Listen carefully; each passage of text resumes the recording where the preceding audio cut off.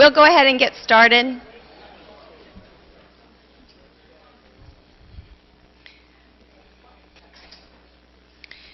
We'll start with the invocation and pledge by Superintendent Van Zandt. Join me in prayer if you would. Heavenly Father, Lord, we come to you tonight a thankful people. Lord, we thank you for your grace and your mercy, which is fresh and anew every day. Lord, as we approach Memorial Day, we thank you for those who have given every full measure of devotion so that we can live in a country, Lord, that's as great as America, the greatest nation on earth. Lord, we thank you for those who went ahead of us and gave those sacrifices. Lord, we thank you for those who are still serving around the world tonight and here in the United States to protect those freedoms. Lord, we thank you for our students. They're numerous. You know the hairs on every head, and there's well over 35,000 of them, Lord. And they're precious, and we thank you. And we thank you for the families they come from and the opportunity to serve them, Lord, and to come tonight and deliberate on policies and procedures that would benefit them. We thank you for those that we're recognizing, Lord, for perfect attendance and academic achievement and so many other great things that happen every day in the Clay County school system, Lord. We're just so grateful for your provision and your mercy on us. Lord, I ask that you guide this elected body tonight as they deliberate and figure out what they can do to honor you through our positions of service. We thank you for those who have come in attendance, and be with everybody and give them a safe trip home. And all these things we ask in Jesus' name. Amen. I pledge allegiance to the flag of the United States of America and to the republic for which it stands, one nation, under God, indivisible, with liberty and justice for all. Well, good evening. Our school board meeting for May 21st, 2015 is now called to order. And as you might have guessed, I am not Mrs. McKinnon. Let the record reflect that Mrs. McKinnon is not present tonight. Welcome, citizens of Clay County. I want to take this opportunity to thank you for taking time out of your busy schedule to attend tonight's school board meeting. This meeting is our opportunity as your elected representatives to collaborate openly and make decisions that will decide the future direction of our public schools and the education of our children here in Clay County. If you wish to address the board, there will be an opportunity to speak for 3 minutes. Please fill out your card, which you'll find located in the back of the room that look like this, indicating the specific item number or topic you wish to speak about, and turn it in promptly. No additional cards will be accepted once the board moves to the discussion agenda. Your participation is welcomed and appreciated. Now we'll move to the adoption of the consent agenda. The consent agenda has item C19 pulled to discussion, and C8 was withdrawn. Mrs. McKinnon put C8 on the agenda before she had to leave on a business trip last week, and in preparation of the board backup, it's not ready, so it was withdrawn. I withdrew it as the acting chairman. So with that, I will entertain a motion for the consent agenda minus item C19. I'll move approval. Second. We have Mrs. Gilhausen with a motion to approve, Mrs. Studdard second. All in favor? Aye. Aye. All opposed? No. Motion carries 4-0.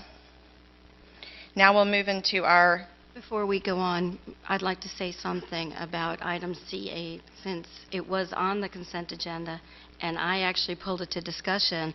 I don't feel that it should have been withdrawn, and Ms. McKinnon is nowhere in the country where she could have done this, so it seems odd to me that this would have been withdrawn without notifying me as the person who pulled it to discussion first. I didn't know that you pulled it before I withdrew it. This was the, for those in the audience who are wondering, C8 was the appointment of the bargaining team for the CCEA and the CESPA. And I pulled it for discussion reasons about the cost of it and the number of people, with there being an addition to one on the CCEA side. And it will come back on the agenda, but as the acting chairman, I have the authority to remove it from the agenda. It will come back, I'm sure, at a later date. It was just not ready. Oh, I'm sure it will come back when everybody's here so that it will pass the way the superintendent would like it to. Thank you. Now we'll move into our recognitions and awards. Mr. Van Zant, perfect attendance. Thank you. Ms. Adams, would you join me and assist me?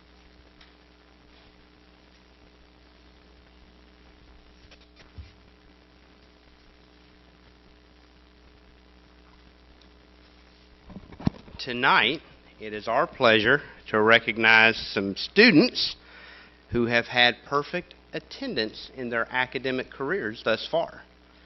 And, you know, work ethic today, just getting people to show up to work on time, much less every day without missing a day. And you look at these students and their dedication to it, and especially these elementary and junior high school students, that meant some moms and dads and grandmas and aunts and uncles and other people are seriously invested in their education too, which is one of the things that makes our school system so great.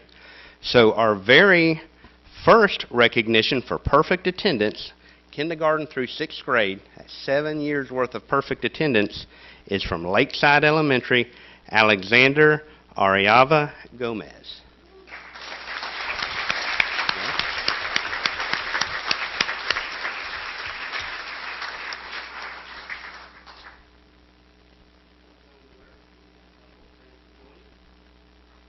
All right, now we're moving on to junior high school, K-8, 9 years of perfect attendance. The first recognition from Lake Asbury Junior High, Megan Ray Gibson.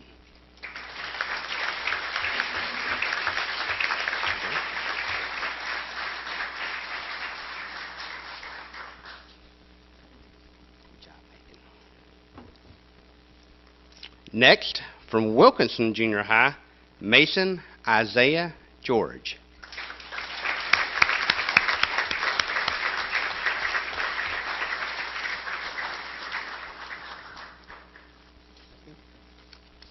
Hey, you can't use bifocals and kind of turn your head and read sideways all at once. It's throwing me off here. I'm about to fall down. I only had water with supper, I promise. Next, we're moving on to our high schools, K-12, Clay High School, Dalton J. Garrett. 13 years of perfect attendance.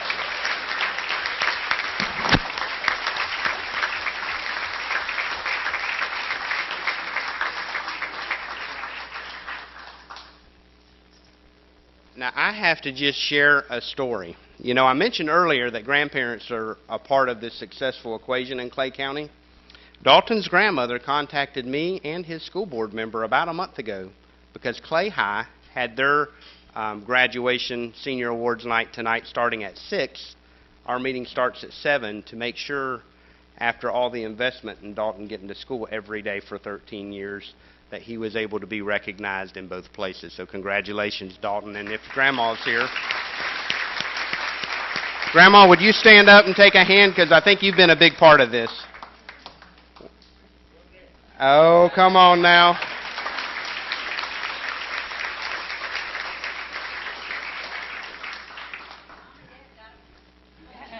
God bless our grandmothers. The next one is also from Clay High School. That must be a really fun place to go every day. Is Justin Kyle Deal.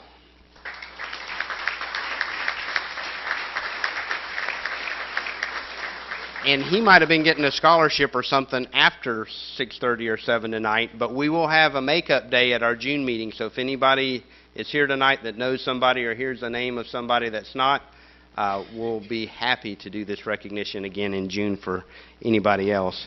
And our final Perfect Attendance Award for the 2015 school year comes from Ridgeview High School, Alexandria Marie Cronforst.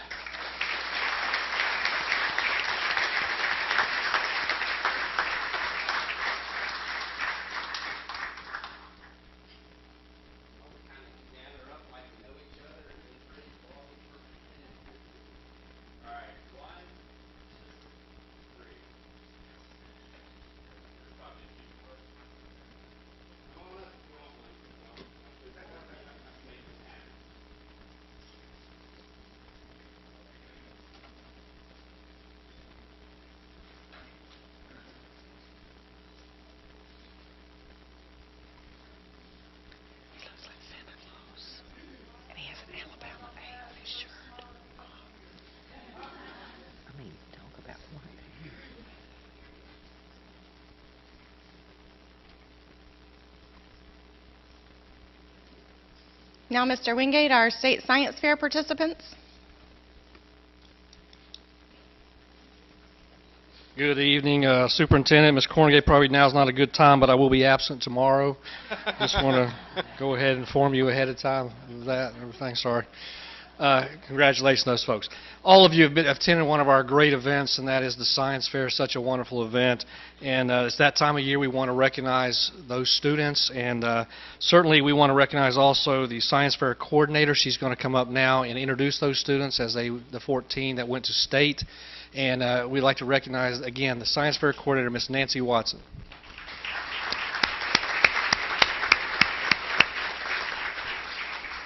Thank you, Mr. Wingate. I'd like to start by thanking the Clay County School Board, the Clay Rotary, and Orange Park Medical Center for their continued support of the Clay Rotary Science and Engineering Fair. We have the opportunity to take 17 students, 14 projects this year went to the State Science and Engineering Fair, and once again our students did spectacular work and led the way for continued success in Clay County.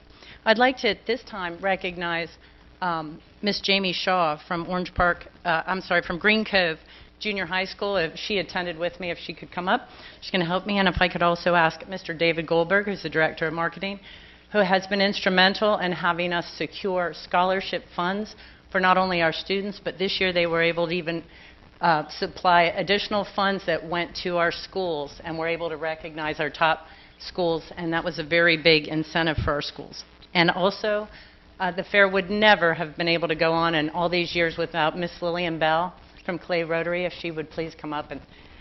And Miss Lillian Bell has been the science fair chairwoman for the Clay Rotary, and she gets all of the Rotaries within Clay County to come together and work together and provide the facilities and all the volunteers, and she coordinates all the judges. It's a spectacular undertaking, and I would say it's probably our largest academic event. We even had the pleasure this year of having some of our school board members come out and judging. It was just a really spectacular day. With that, I'd like to also say, you ask yourself what really makes this type of student, and does this happen by accident? So I've given a lot of thought, and I had to resort to quoting someone else. So in the words of Thomas Edison, he said, "Being busy does not always mean real work. The object of all work is production or accomplishment. And to either of these ends, there must be forethought, system, planning, intelligence, and honest purpose, as well as perspiration." And that's what each and every one of these students did with the support of their teachers, their administrators, and their parents and their families that gave them the support. So if we can take a moment to just ask the school fair directors to stand, and these are the ones that coordinate. If we have any fair directors in the audience, I know I saw Ms. Coombe, and I saw we've got one, and we have two. We have one at each of the schools. They might not have gotten the email. And if we could also ask the teachers, our teachers and our parents and our administrators to stand and just give them a round of applause for really putting these students together.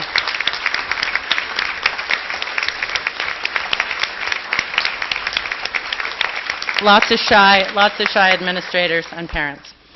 With that, we'd like to recognize our students, again, in no particular order, and some of them were unable to attend, but from Thunderbolt Elementary, and I don't believe in attendance, though, was in the junior engineering who took third place in the state in junior environmental was Gavin Baker from Thunderbolt Elementary School.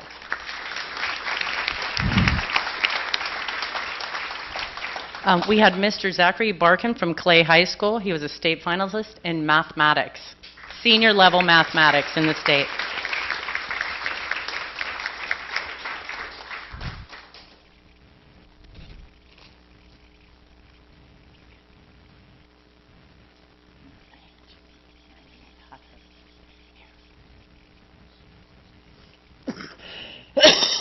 From Fleming Allen Elementary School, we had Graham Bijati, who won fourth place in the state in junior botany.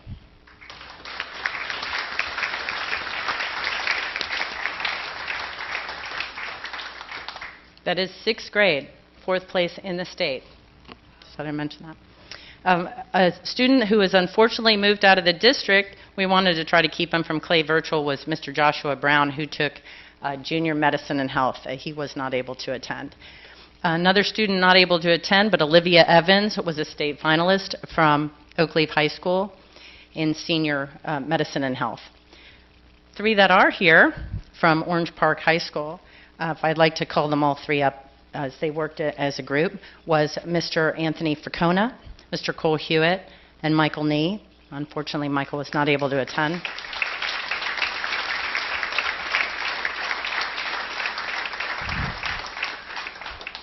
This combination of students were recognized with the honorable mention in senior level engineering with their robotics, underwater robot. They were also recognized by the United States Navy for engineering excellence.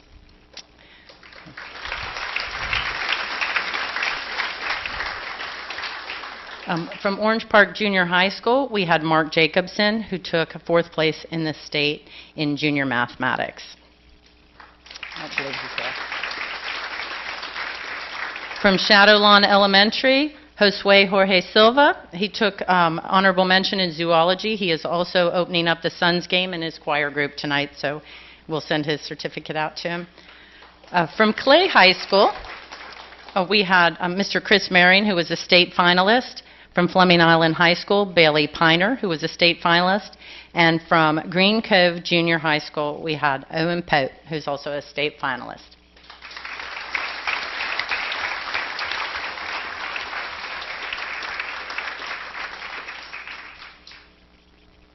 From Green Cove Junior High School, we had Mr. Michael Pyle. Come on. It's going to take me a minute. He was recognized by the American Association of Physics Teachers. He also was recognized by Broadcom, which is another engineering and science fair. It's a national one. It's the top 10% in the country. He was also recognized by the Florida Department of Agriculture and Consumer Services. And as what grade? You are looking at the 8th grade, first place in the state of Florida in physics.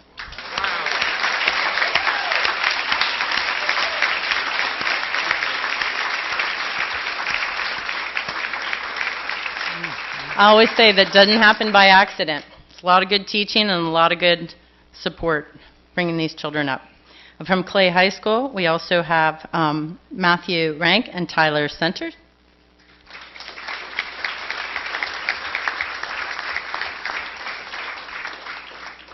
I was able to keep up with the entire event watching his Twitter feed.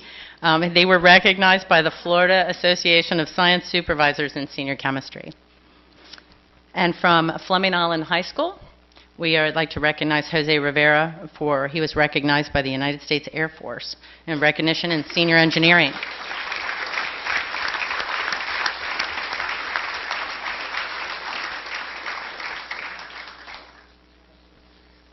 If we could take a moment, if the parents or the administrators, teachers would like to come up and get a quick photo with the students.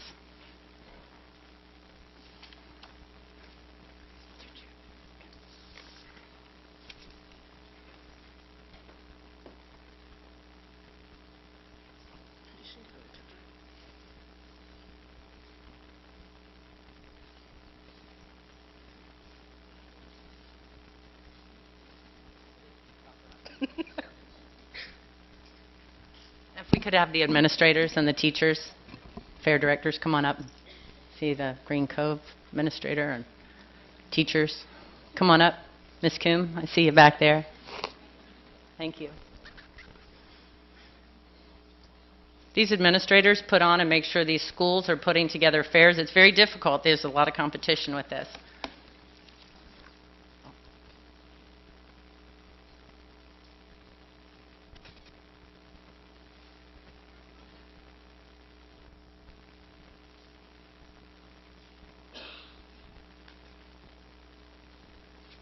Thank you very much.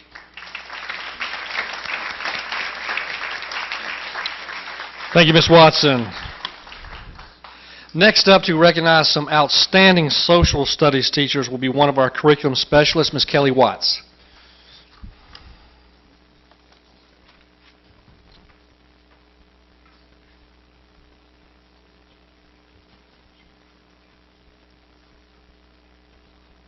All right, thank you, Mr. Wingate.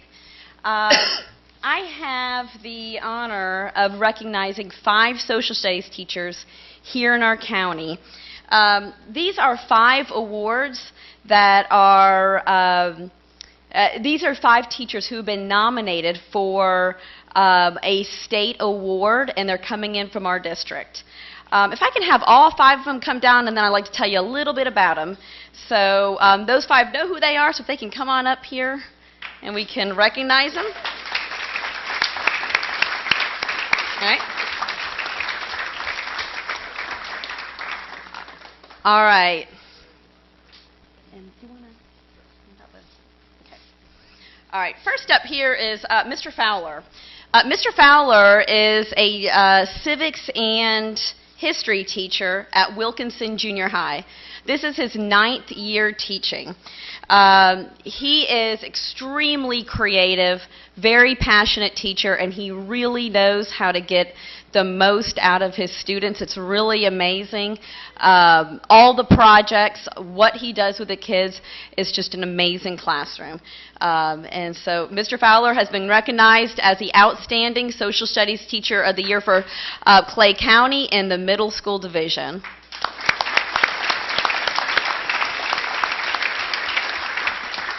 All right. Next up is Mr. David Fields, and if his face looks familiar, that's probably for a pretty good reason. He is also our Clay County District Teacher of the Year for this year. He has been nominated as Clay County's Outstanding Teacher, Social Studies Teacher in the high school division. He teaches U.S. history at Orange Park High. And what really struck me about his classroom and his teaching is not only is he incredibly dedicated, just like all the other teachers you see up here, he's innovative. If there is something that is new and it's just come out, you go into his room and he's been doing it for 2 years, and he's good at it. And he just knows how to reach the kids and get the best out of them because he knows his kids inside and out. He's an amazing teacher.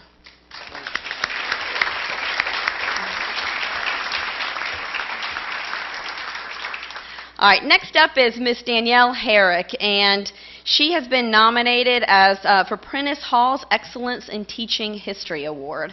She is a teacher here at Fleming Island High School. This is her 6th year teaching, and her room is, if you walk in there, you will see exactly what happens when you get an extremely passionate teacher who knows their stuff and sets really high expectations. She knows how to spark the kids' curiosity. In the work she is able to get out of them, you would think it's a college classroom, but it's 11th grade, and these kids love her class and they love history.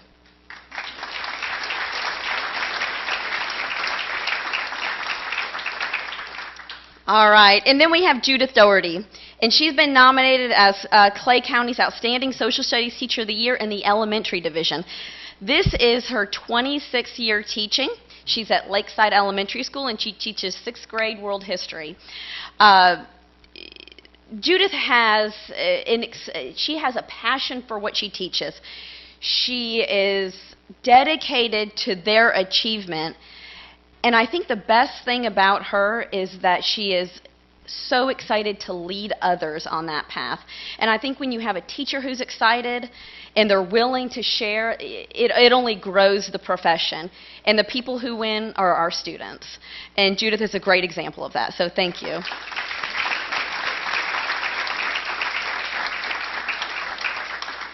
And last but certainly not least is Sharon Moore, who is Clay County's Warren Tracy Beginning Teacher recipient.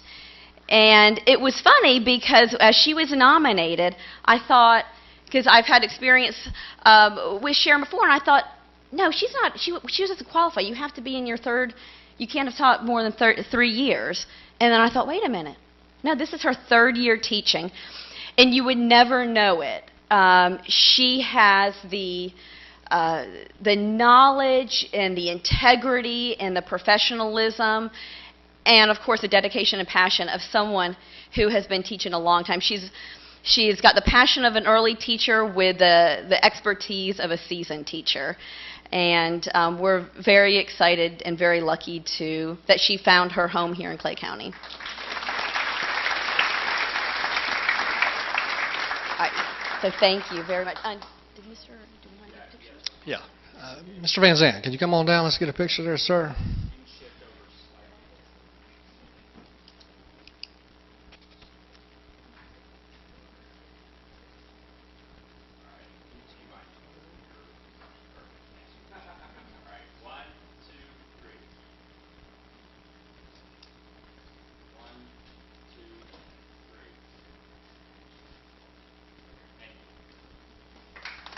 Thank you, Kelly. Outstanding. Outstanding teachers.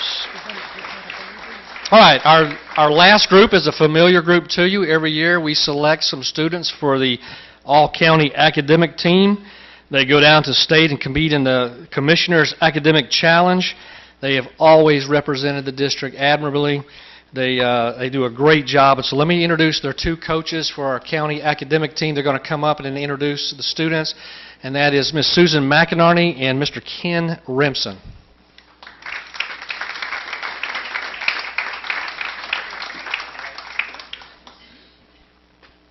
Good evening.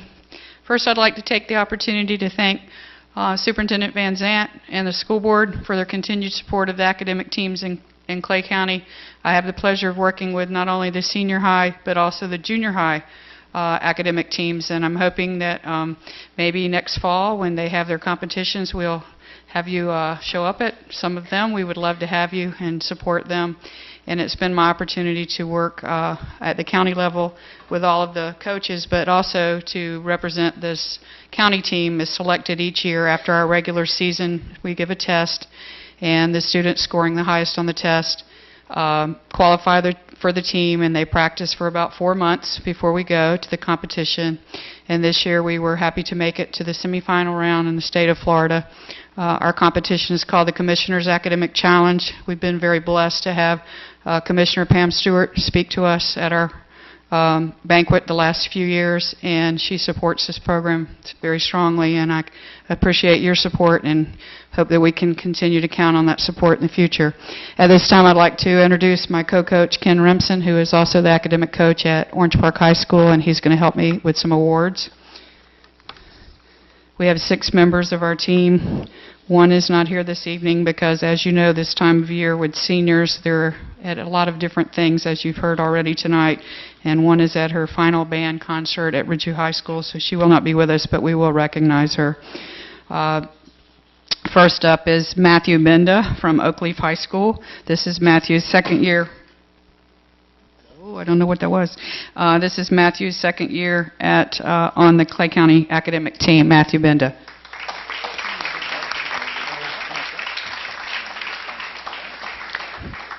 And no, you're not seeing double. We have his brother, Brett Benda, and this was Brett's first year, and we enjoyed having him on the team, also from Oakleaf High School.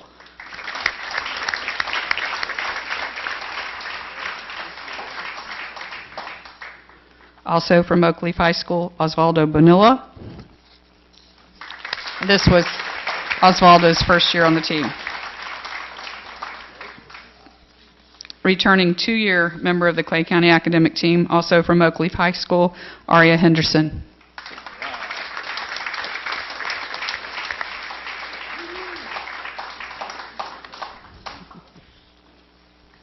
Not with us this evening because she's at her final band concert of the year, Miss Kara Benton from Ridgeview High School, who is a 2-year Clay County academic team member.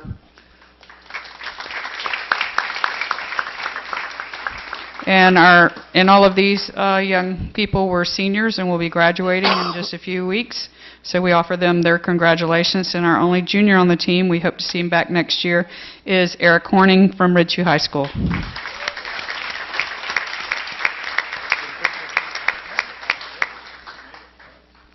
Once again, thank you for your support of the academic teams of Clay County Schools.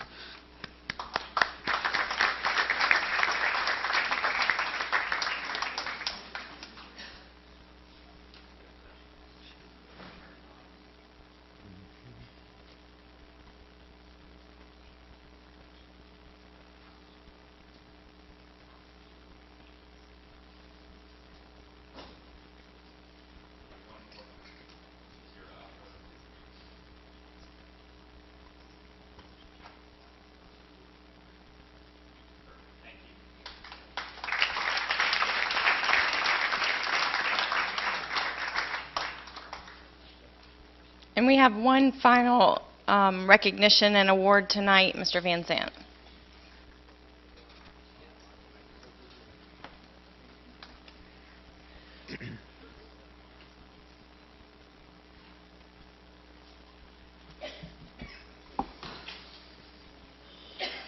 Many of you know that May 2015 is special, and it's a little bittersweet for many of us in the Clay County school system.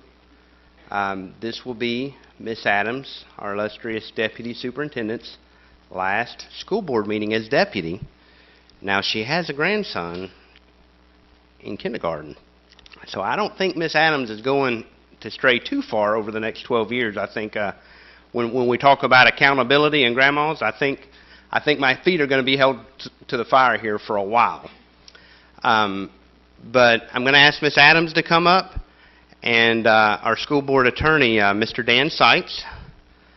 As many of you know, Mr. Sykes returned home from Afghanistan about a year ago, and evidently still has a buddy or two over there flying.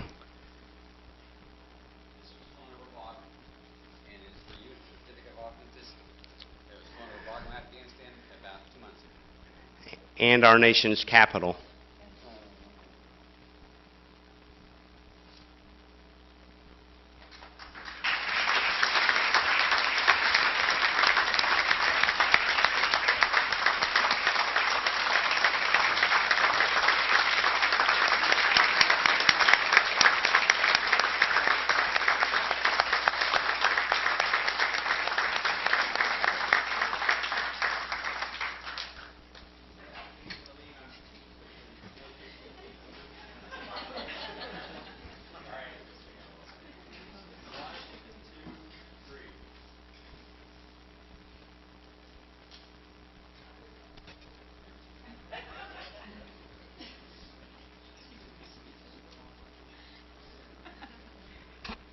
I love a microphone.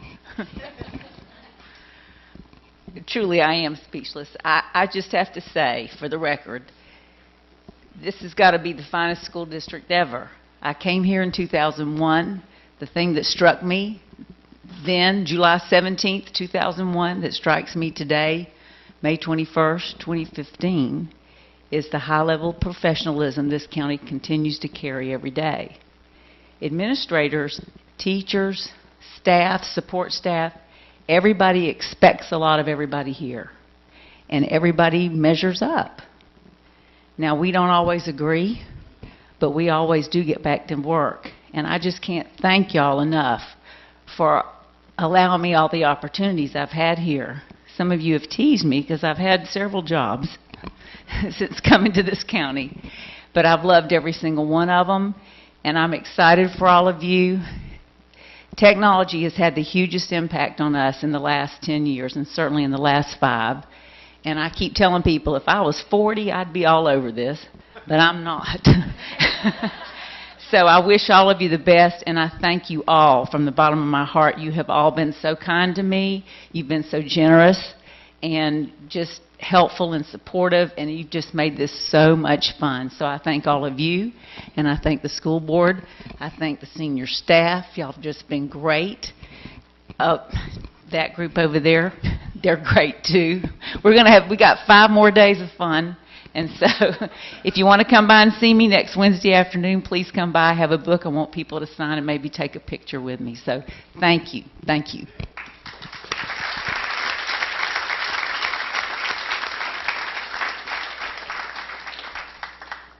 Now, I believe most of them have left, but I wanted to say that if there were families and students here for recognition and awards, that we would not be offended if they left.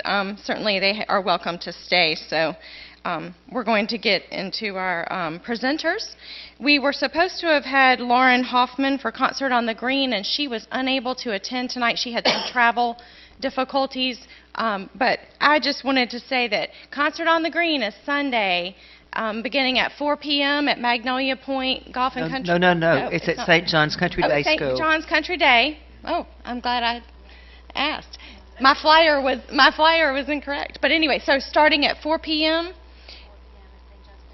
at St. John's Country Day School, fireworks at 9:30. Is that still true? 9 o'clock, 9:30. So always a wonderful event. So please, if you can attend, and we're sorry for Ms. Hoffman's travel difficulties. Next, we have Ms. Susie Glover.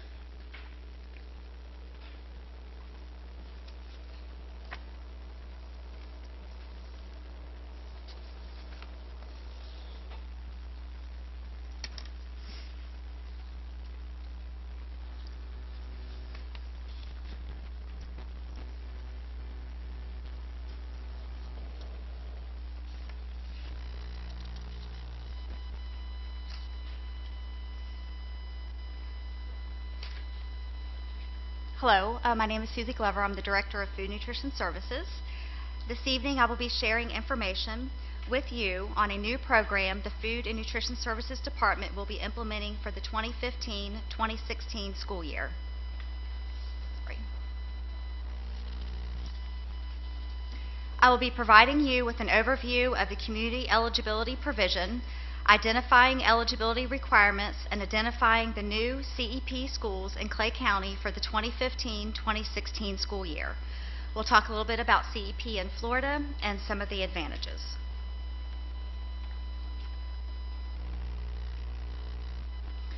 The Healthy Hunger Free Kids Act of 2010 included the CEP as a new option to allow high poverty schools to feed students breakfast and lunch free of charge at qualifying schools with no application process.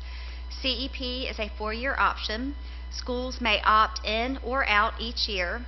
Data is collected through April 1st of each year to determine eligibility.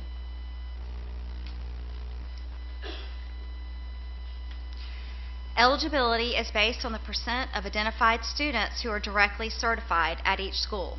In order to be eligible, the DC percent must be 40% or higher. So we take the number of identified students and we divide it by the total enrollment, and we come up with a percent of identified students. I've given you 3 examples here. Coppergate Elementary. Of the 539 students who are enrolled, 191 of those students are directly certified, which gives us a percent of 35. So Coppergate Elementary would not be eligible for CEP. Middleburg Elementary, of the 602 students who are enrolled, 326 of those students are directly certified, so we get a percent of 54. So Middleburg Elementary would be eligible for CEP. In our third example, Charles E. Bennett, of the 859 students who are enrolled, 580 of those students are directly certified, giving us a percent of 68, so Charles E. Bennett would be eligible for CEP. After eligibility is determined, the next step is to calculate the reimbursement rate. The percent of identified students is then multiplied by a USDA-determined factor of 1.6. The resulting factor is the percent of total meals claimed and reimbursed at the federal free rate, which is currently $2.98. The remaining percent of meals are claimed and reimbursed at the paid rate, currently 28 cents. Schools that fall below the direct certification rate of 62.5% that cannot claim 100% free reimbursement must consider the possible financial impact. So again, using the same examples, Middleburg Elementary, we know that they have a direct percent of 54. So we take that 54% and we multiply it by 1.6, giving us 87%. So 87% of those meals would be reimbursed at the federal free rate, and the other 13 would be reimbursed at the paid rate. In our second example, Charles E. Bennett, we know that 68% of those students are directly certified.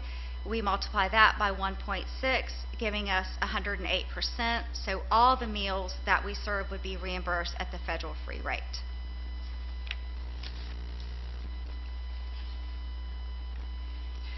This is the Community Eligibility Provision Decision Tool for Middleburg Elementary. So I used October participation data and I compared the traditional method of reimbursement with the CEP method. So with this, we stand to lose revenue by participating in CEP at Middleburg Elementary. So case in point, qualifying for CEP doesn't mean that it's financially the best decision. And this is a Community Eligibility Provision Decision Tool for Charles E. Bennett. Again, using our October participation data, I compared the traditional method of reimbursement with the CEP method. Because we're able to claim all the meals at the 100% federal free reimbursement rate, CEP claiming provides greater reimbursement.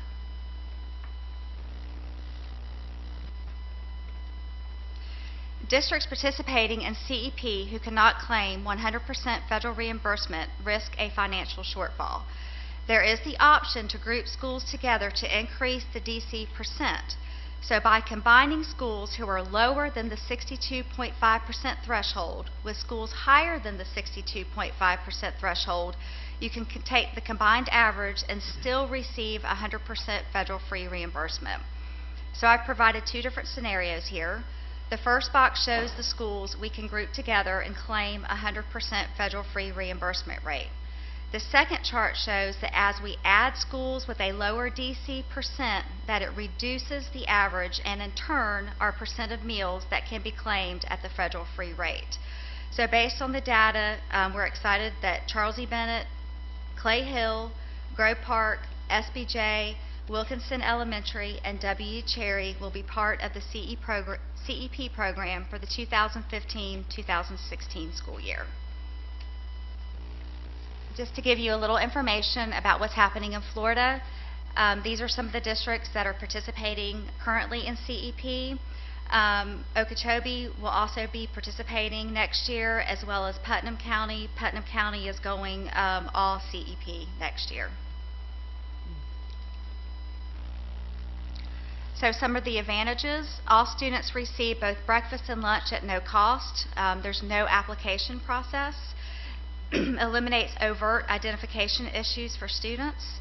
Improves nutrition to students at risk. Potential for attendance and test score improvement. Simplifies meal counting and speed of serving lines. And it's also shown to increase breakfast and lunch participation. The Food Nutrition Services Department is committed to ensuring a smooth transition. Through collaboration and teamwork, we're prepared to successfully implement CEP in Clay County. Thank you, Ms. Glover. Is there any questions from the board for Ms. Glover? Thank you very much. All right.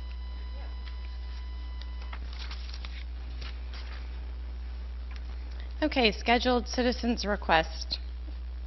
Joanne Denmark.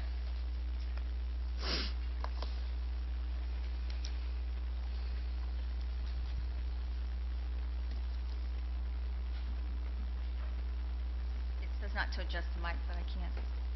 I don't want to break it. My name is Joanne Denmark. My address is on file. Good evening, Superintendent, school board members, Clay voters watching via TV, internet, everybody here. I'm a proud product of the Clay County school system. I'm now a parent of 2 children that attend Clay County Public School. You're hearing from me as an alumni, as a parent, advocate, and stakeholder in my children's education. This is the second year that my children's education has been compromised, and I will no longer allow this to continue without speaking up, educating, and informing others. I am so disappointed as a parent. I am so disappointed as a Clay citizen. I'm so disappointed as a Clay voter. I have lost faith in our school district leaders. I literally was sitting at my computer the other night, nothing on the screen, and thinking, does my voice really make a difference? Thinking, does my voice really will it continue to fall on deaf ears? Thinking, do my efforts here tonight and on February 19th, March 24th, April 16th, and the special meeting on May 7th, is it worth my time and effort? And as I felt defeated and trying to find some inspiration within all of the disappointment, I heard my 10-year-old in the background repeating to memory the preamble of the United States Constitution. And what powerful words, and I found my inspiration. And tonight, the topic of my discussion is about transparency and accountability. On April 16th, during the school board meeting, I spoke about the FTE Clay Virtual miscalculations from last school year. And I just want to take this time to state for the record that the information I presented was personally given to me by the Department of Education during the Tallahassee visit that myself and 4 other concerned parents initiated on March 10th. It was not given by anyone here in our district. And I'd like to add that during my speech, I guesstimated a loss of $400,000, when in actuality it was an $800,000 loss. That was confirmed by Mrs. Legetko when we had a phone conversation. Another point of transparency is with the public regarding the proposed allocation package presented at the special meeting on May 7th, and that includes the 4 new administrative positions. 80 teaching positions have been cut, and then we have an urgency for a special meeting on Thursday, May 7th at 5 o'clock in the afternoon in Green Cove to present the package and tweak the language of these 4 new administrative positions, all while our district fund balance is 3% below the state mandated minimum. Where is the transparency in creating this discretionary administrative positions? Like most hardworking citizens, we work. I don't have the luxury of sitting in front of a computer on oneclay.net 24/7 waiting for special school board meetings to pop up. Thank goodness for social media, and that's how I was informed of the urgent meeting I was able to attend. As a parent and stakeholder in my children's education, I am so frustrated. I'm beyond frustrated. My words echo in other parents and citizens that cross my path. Clay citizens and voters of this county deserve better, and transparency is key, and quite frankly, we are lacking in this area.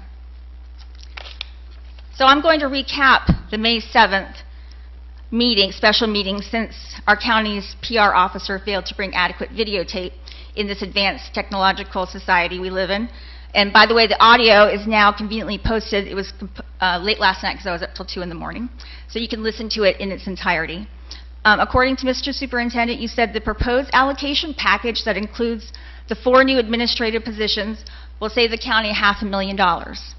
The administrative positions is part of a restructuring plan to provide a stronger leadership team to provide support for our teachers to reprioritize. Mrs. Karakes, you asked a valid question. The current administrative positions, are not already being met with the proposed new positions by someone that's currently doing the positions now? I, along with several concerned citizens and even school board members, requested for a cost savings analysis for the allocation package proposal, but I have yet to see one spreadsheet or document providing such information. Following the meeting, I sent texts, emails. All of you should have received my email. I CC'd all of you. And still to date, I haven't received one response, not one response. I was under the assumption that step 2 of the 2-step process, step 1 being on May 7th to tweak the language, step 2, then vote on allocation package, but I don't see it listed on the agenda unless it's already been passed. Mrs. Studdard, you commented about public perception of these new jobs. No matter what spin you want to put on it, you can say restructuring leadership, keeping up with the technology demands of the new testing from the state, whatever the reason, makes no difference. When my children and the children of this county lose resources, classrooms are over capacity, effective teachers lose their jobs and cannot find available work in the county, ESC classes are overcrowded, IEPs are out of compliance, the citizens and voters will never, ever, ever buy into that reason. At the school I work at, if we have an urgent need at 8:30 when all the buses pull in and kids need help off the bus, we don't stop, talk about it, create an administrative position, hold a special meeting, tweak language, discuss salary range for the new administrative position to help kids off the bus. No! We immediately and gladly work together to share in our job responsibilities for the betterment and safety of our children. I have a master's degree, and I can easily help kids off the bus. I don't need to be told. I don't need a fancy job description. When it comes to our children, we should come together, share job responsibilities. We do not have the luxury in our fund balance to give new job titles, create new administrative positions, when we have just cut 80 teaching positions. And some are still without a job today. I spoke to 2 today, and I followed up with 2 teacher friends, and one of them allowed me to share her text with her permission. She says, "No job yet." I went on 2 interviews this week. However, the first interview, I was told that there were 14 of us interviewing. There are not currently even 14 regular elementary education positions available. There are also obviously more than 14 looking. The principal said it was the most she had ever seen from surplus teachers in the county. Just now, I got a text. They're in phase 4, meaning that it's open to all applicants. All the jobs are open to all applicant types, new hires. Now they have more competition. We know that our dedicated teachers are the driving force in this county. Teachers, myself included, do not choose the teaching profession for the money. We choose teaching because we want to make a difference. We have teachers making a difference in a child's life every day. As the school year closes, I have been honored to meet many of these dedicated teachers within our county during IEP meetings. The continued mantra is always, we will do what's best for our children or for the child. Despite the budget constraints, they work for the kids, the students of this county. During one of my IEPs just this morning, I call it divine intervention, I asked a teacher if her school was affected by the budget cut, and she said yes.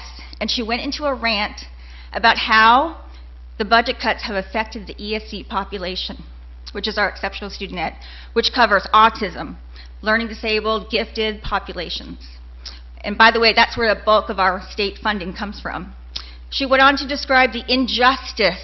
She used these words, the injustice. And she gave an example of how an ASD student, child with autism, would normally have 2 teachers, his mainstream teacher and an inclusion teacher to assist with the child's ESD needs for support facilitation. Due to the budget cuts, now the ASD child only sees 1 teacher, a dual certified inclusion teacher. The mainstream teacher takes a simple ESD exam, and now the teacher is duly certified to teach those ESD students. In a nutshell, we are overworking and overloading our teachers while staying within the parameters of the legal document of the IEP. But we're giving our kids the bare minimum teaching instruction. Again, our kids are on the losing end. When this new allocation package is brought to the table for a vote during some probably shady special meeting over the summer break, will you vote for more fancier titles or support the already dedicated teachers of our county? I want to talk about accountability quickly. Mrs. McKinnon is not here. She's not here because she took a new job role at her full-time job, and this is the word she used on May 7th. If a school board job isn't her full-time job, then how can you give teachers and students of Clay your undivided attention? I think it's a logical question that deserves an answer. Our PR officer, you set the tone for the relationship of the school district to the public. You're accountable for responding to citizens. I sent an email. I know we're busy. I'm not saying I'm busier than anyone else, but you can call it accountability, but it's just plain common courtesy to return an email. Myself, it's easy to point fingers, and I'll say that I'm accountable as a parent, and I have failed my children by not becoming an informed voter in 2012, but I will reiterate again that I have become a very informed voter and will challenge those seeking re-election in 2016. When is this going to stop? When are we going to realize that we are compromising our children and our future? When are we going to be transparent and accountable for the children of our county? Thank you. Thank you, Mrs. Denmark. Superintendent's update. Thank you, Ms. Condon. And thank God we live in a free country where everybody can speak. We're all entitled to our time to speak and our own opinions. We are not, however, entitled to our own facts. And although there was a lot of slightly non-factual information, I would just like to hit on one thing. Our ESE population in Clay County is very, very well served. Clay County is known for our ESE programs. The U.S. Navy recognizes Clay County as one of 4 special assignments, compassionate assignments, I believe is the term the Navy uses. I'm an Army guy, not a Navy guy, for families with kids with special needs, and make sure to tell them about Clay County schools when they station them at NAS Jacksonville. I heard the speaker say we were 3% below the state minimum for unreserved fund balance. The state minimum for unreserved fund balance, basically our savings account, is 3%, and we're slightly below 3. We're between 2 and 3, but if we were at 3% below, we would have no money in the bank, and that is certainly not the case. But Madam Chairman, I would like to invite our IS department up to give you a little bit of update on what's going on in IS and some CVA, FTE type of items that they have a lot of expertise in.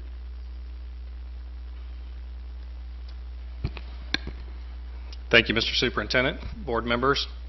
Inherent in what Information Services does is the collection, analysis, and reporting of information, of data. Three of the core values that the hardworking men and women of Information Services operate by are commitment, quality, professionalism, and integrity. In the spirit of those core values, in the spirit of truth and transparency, in the spirit of quality information with integrity, we feel compelled to clarify some recent statements regarding the accuracy of district data. This evening, we'd like to share for the record some key points for the board and the citizens of Clay County. At this point, I'd like to introduce and turn the presentation over to Mr. Dwayne Weeks. Mr. Weeks is the supervisor within Information System who oversees the core data systems for the district. Good evening, Mr. Superintendent and School Board. I might be a little bit nervous, so you'll, I guess, just have to sit through this. But at the same time, I appreciate this opportunity to be able to speak on what is really, honestly, a very complex matter. In my past life, a couple of years ago, I got the chance to travel around the country and see how other states do state reporting. And to be honest with you, I can safely report that we have in the state of Florida the most complex reporting requirements of any state that I've ever seen. In fact, I went to Tennessee and they're like, you won't believe our state reporting, and we had solved it in 35 minutes basically with about 2 spreadsheets. So realistically, we're talking about a very complex subject, and we want to try to kind of illuminate tonight what was going on in the CVA FTE question and kind of sort of explain it. I've got a timeline on the presentation, and the first issue, we're going to kind of sort of dissect this into a couple of different issues. And the first issue is an issue that's actually been addressed a couple of times, which is an email that Linda Champion had sent. Linda Champion is a deputy commissioner, kind of sort of in charge of the finance wing at the Florida Department of Education.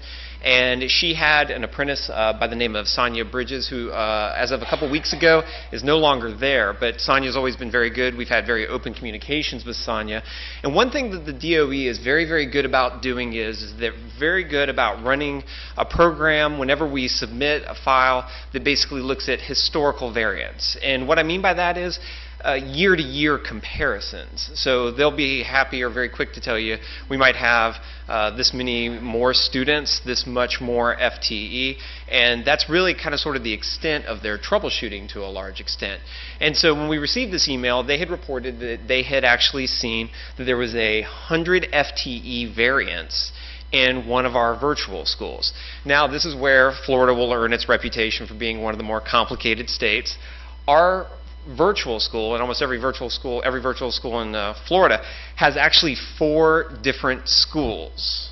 And so what happens is there are actually 4 kind of sort of different pieces to the puzzle. And so what had actually happened is that in the middle of the year, CVA had read a piece, kind of sort of a technical assistance paper, and they had seen a piece of policy that indicated that they needed to move students from one school to the other. So when we had received the documentation from Linda Champion's office, they were basically saying, hey, you're 100 FTE short. I will say this, and I think this would be true because I probably would have been up here a lot sooner, honestly. We do a very vigorous job, a very, very vigorous cross-check, verification, validation, and if we didn't, hundreds of millions of dollars pass through our office, literally. And so realistically, even though, do not get me wrong, every dollar is important. We know that it goes into the classroom, and again, I'm a Clay County, not only was a resident, but I did move to Duval. I guess I shouldn't say that. But long story short is that I did graduate from here, And to be honest with you, I taught here for a long time, so I know that right now that money has a real impact attached to it. However, with that said, if you actually look at the overall variance as far as the total number of FTE, we're talking about 0.3 of a percentage point. So if we were not as vigorous, if we were not cross-checking, verifying, validating, to be honest with you, we don't even want to imagine what a 1% variance would do. That would be a mess. But returning to this, when we examined this variance, whenever we had our database specialist go in and take a look at it, she had actually determined that Mrs. Champion's office had not actually accounted for the bump in 80, which is basically just kind of sort of a move. It was very simple for CVA to do. And so basically we may have decreased 100 in one, but we had increased 80 in another. And so by the time we actually did the math and saw a little bit of other variance, the variance was actually determined to be 25 FTE. Now, one thing that makes virtual school reporting a little bit different is that it is based on completion. And as it's been mentioned in previous meetings, other state reporting is basically attendance with a lot of enrollment and demographic records to go along with it. But in this particular case, in a completion, it being the threshold for earning funding, it was deemed at that particular point that that was a plausible variance. However, we went one step further, and of course at that point we were on four 10-hour-day weeks. But on that Monday, we actually consulted with the vendor and we tested the extract. Now, what the extract is that that's basically how Focus, which is our student information system, our system of record, actually handles the file. And so we ran through with the test, and we wanted to make sure what was put into Focus, did it match? And the answer was yes, it did. And so we wanted to rule out any systemic, any glitches basically in the system. And so at that particular point where we were with the data that we had available to us, we had actually gone through and closed the issue as far as that goes. However, one thing I want to kind of sort of demonstrate again too is that I want to kind of sort of put some words or some facts behind what we're saying. And so what you will see is you will actually see the 4 school numbers that actually represent virtual, the Clay Virtual Academies, and what you will see is that 7,001, 7,004, so for 2012 and 7,001 we had a slight variance, but nothing of real note. In 7,004, however, you can see the bump where we went from 2 FTE basically to 81.64 FTE. And then in 145, you can see the decrease that Ms. Champion references several times. I will say this, is that I think it's a little bit odd to some extent that they never mention the positive variance, if you get what I'm saying. And so that positive variance, I think if they would have done maybe a little bit of study, they would have been able to find that, hey, did this shift? In fact, what is interesting in previous meetings, it's kind of come back, well, they didn't really hound us about it, that they had sent basically one email, and they may have done their own internal study, to be honest with you, and said, oh, well, it moved from here to here, so that's probably what happened. But again, that FTE differential came out to be 24.93. However, as Mrs. Adams has mentioned in previous meetings, we did have an issue, and so I want to go over the timeline of that to make sure that we're kind of sort of clear, because remembering that the state is actually looking at year-to-year historical variances or so, Mrs. Adams and some of the folks at the district, and I will say this, is that I do firmly believe that the DOE would have never caught the issue. Their reporting is that complex, I guess. We could make that joke. But at the same time, I would say this, is that I think the issue that we were seeing was actually in projections versus historical, as opposed to historical versus historical.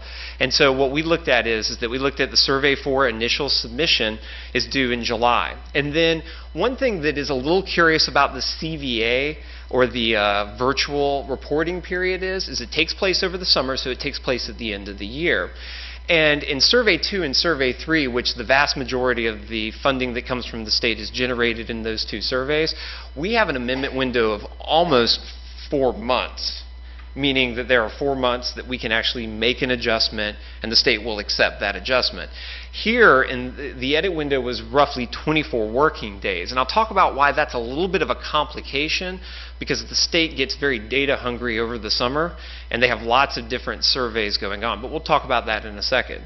And August 31st, the Survey 4 edit window closes, and I would kind of sort of point everybody's attention to the fact that that window closing is probably at the kind of sort of end of one of our busiest times of the school year, which is that we've just had to wind up to start school. We've had to get ready, actually, to be honest with you, in August, late August, we're actually getting ready for Survey 2, which is the next big round of surveys. It's surveys all the time. And then in mid-September, we had actually discovered that there was an issue, and we had notified the DOE as soon as we had found the issue. Those discussions went on very early. We actually, and I don't believe there's been any opinion that kind of counters this at this particular point, they took a relatively hard line, I think is fair to say, which is that you missed the deadline by so many weeks and there's nothing that we're going to do. However, we had found justification, and to be honest with you, we even feel like legislation behind it to where they could do that. I would never say that, I mean, in the DOE's case, I think one of the things that was a little bit interesting is that we've tried to view a relationship with the DOE. We tried to work with them in the last little bit. But to be honest with you, I felt like that line was very, very hard. And so we started to have other conversations. Now, as Ms. Adams had mentioned, we are going through an audit, and we kind of quietly high-fived ourselves, because normally you're trying to not go through an audit, but we thought this would be an opportunity to have a conversation with the Auditor General. And so the Auditor General was going to look at CVA. They were actually going to look at our virtual schools for the first time. And our logic behind that is that you make negative adjustments all the time. You've got no problem docking us. And to be honest with you, we had a very good and clean audit. The argument or the rationale we were wondering is that couldn't you make a positive adjustment? Here's the thing that I think is fundamentally unfair about the DOE's stance, to be honest with you, is that we educated the kids. And to be honest with you, I think the other thing that's a little bit unfair is that there was an issue that in the whole universe of state reporting, which is very wide and very complex, we identified and brought to them and tried to have that dialogue. They just didn't seem to want to have that dialogue. But the auditor did take a look at it, and later on we'll take a look. Took a minute for it to happen, but by May 7th, the Auditor General actually did find that that he feels that there should be a positive adjustment made, and we've identified the course records, and to be honest with you, we're ready to transmit as soon as possible, except that at this particular point, we have not gotten a response from the DOE regarding this positive adjustment. And so at this point, that's where the issue lays. We're hoping that the DOE sort of sees our side on this. I think, to be honest with you, we're absolutely fair in doing that. And at this point, we're just sort of waiting on that response. One thing I also want to kind of draw the attention to, and this graph may make sense to me and no one else, but nonetheless, this is basically a graph of all the survey that goes on between, all the survey reporting, all the state reporting that goes on between July and September. And so just to run down it, because you don't want all the details necessarily, Survey 1, which is our summer school survey, so we are running summer school, and to be honest with you, whenever we have serious data needs in summer school, and part of that is to report it so the funding that we're owed, we get. Survey 8 is also another survey. That actually usually has to do with fair testing and the PMRN and a couple of other things. Survey 6 is a relatively minor survey, but Survey 4 you can see is nested in between 1 and 8 and 6. Survey A, which I'm not sure if they did that because they ran out of numbers at some particular point. Actually, that's a CTE survey. So we're doing what is known as WITIS, which is a totally different art when it comes to state reporting. It doesn't play by the same rules. In Survey 5, which is no small deal because our school grades are actually generated out of Survey 5, and that process starts. And in between that, district process-wise, we're running through summer school, we're running through elementary and secondary scheduling all summer, and we're doing the start of school. In fact, what's funny is that they have 8 major surveys, and 4 of them overlap this particular area. And like I said, I think that's one of the things that makes it a challenge. Like I said, I think we have been very diligent. We've had a great team scouring records, trying to find. For Survey 2 and 3, our principals and our administrators have been going line by line, student by student, in order to ensure FTE is being claimed in the right amount. And we hope, like I said, in this one variance, that the state sees our way. So at this point, I guess back to Carl. And I think this last slide is also very, very important because it puts in context the work that this office does. I mean, you're not talking juggling 1 or 2 or 3 things. This is literally the busiest time of year, And for us to even process a little email that says, hey, by the way, and we're able to process that email, analyze the email, determine that the variance is within the bounds, run another extract out of the system just to confirm it to another layer of reassurance, all while we're doing all the other stuff, trying to get schools started, trying to close out a year, trying to get these other surveys accomplished. And I do think another point here is Dwayne mentioned complexity. The reporting requirements, the data systems within Florida, the complexity, the formulas. In this case, it was so complex it appears as though DOE wasn't even aware of their own formula and some of the reporting that we had done to them. Maybe they did discover it. Maybe they realized, oh, okay, that's why the 80 went to here and the 100 went to here. Okay, that's why we don't need to continue to contact Clay County. Anything else we need to add at this point? But again, I think it's easy to hear numbers, and if you're not in this business every day, I wouldn't even say neck deep. I tell my staff all the time, you guys are using snorkels right now to keep your heads above water. We're underwater. We're becoming very creative and innovative in ways to handle the work. But for us to be challenged when we have a full staff with, I'm not kidding, if you counted up the years of experience, hundreds of years of experience in data systems in Florida in education. And so we felt compelled tonight to come to you and share to you the facts and the timelines in the spirit of truth and transparency. Thank you. Questions, comments? That's an excellent presentation. Thank you. And it does explain things that we weren't all aware of, although Ms. Adams has filled us in repeatedly about it. So you're estimating 25 FTE. It should be a positive adjustment, hopefully. Is that what you're thinking? No, actually, again, those were two different issues. The one issue dealt with the cost centers within CVA and the change there. That was a different variance issue than the second issue that Mr. Weeks covered, and that was a reporting error. That, again, was one that was discovered literally days after the amendment window closed. And Dwayne was actually being very generous with DOE. I think Survey 2 ends in October and goes through March. So, I mean, you can see the amount of time that we have to go in, and we immediately start correcting data. We run verifications and validations and all kinds of different formulas against it, and we identify that and we correct. And then by the end of March, we feel very, very good with the governance model that we have in place. So the separate issue, the second issue that we've gotten a ruling from the auditor on is a different reporting issue, and that's the one where we're hoping for a positive of 100 to come our way. Mm-hmm. Ms. Adams, how do you feel about that? You think we'll see it?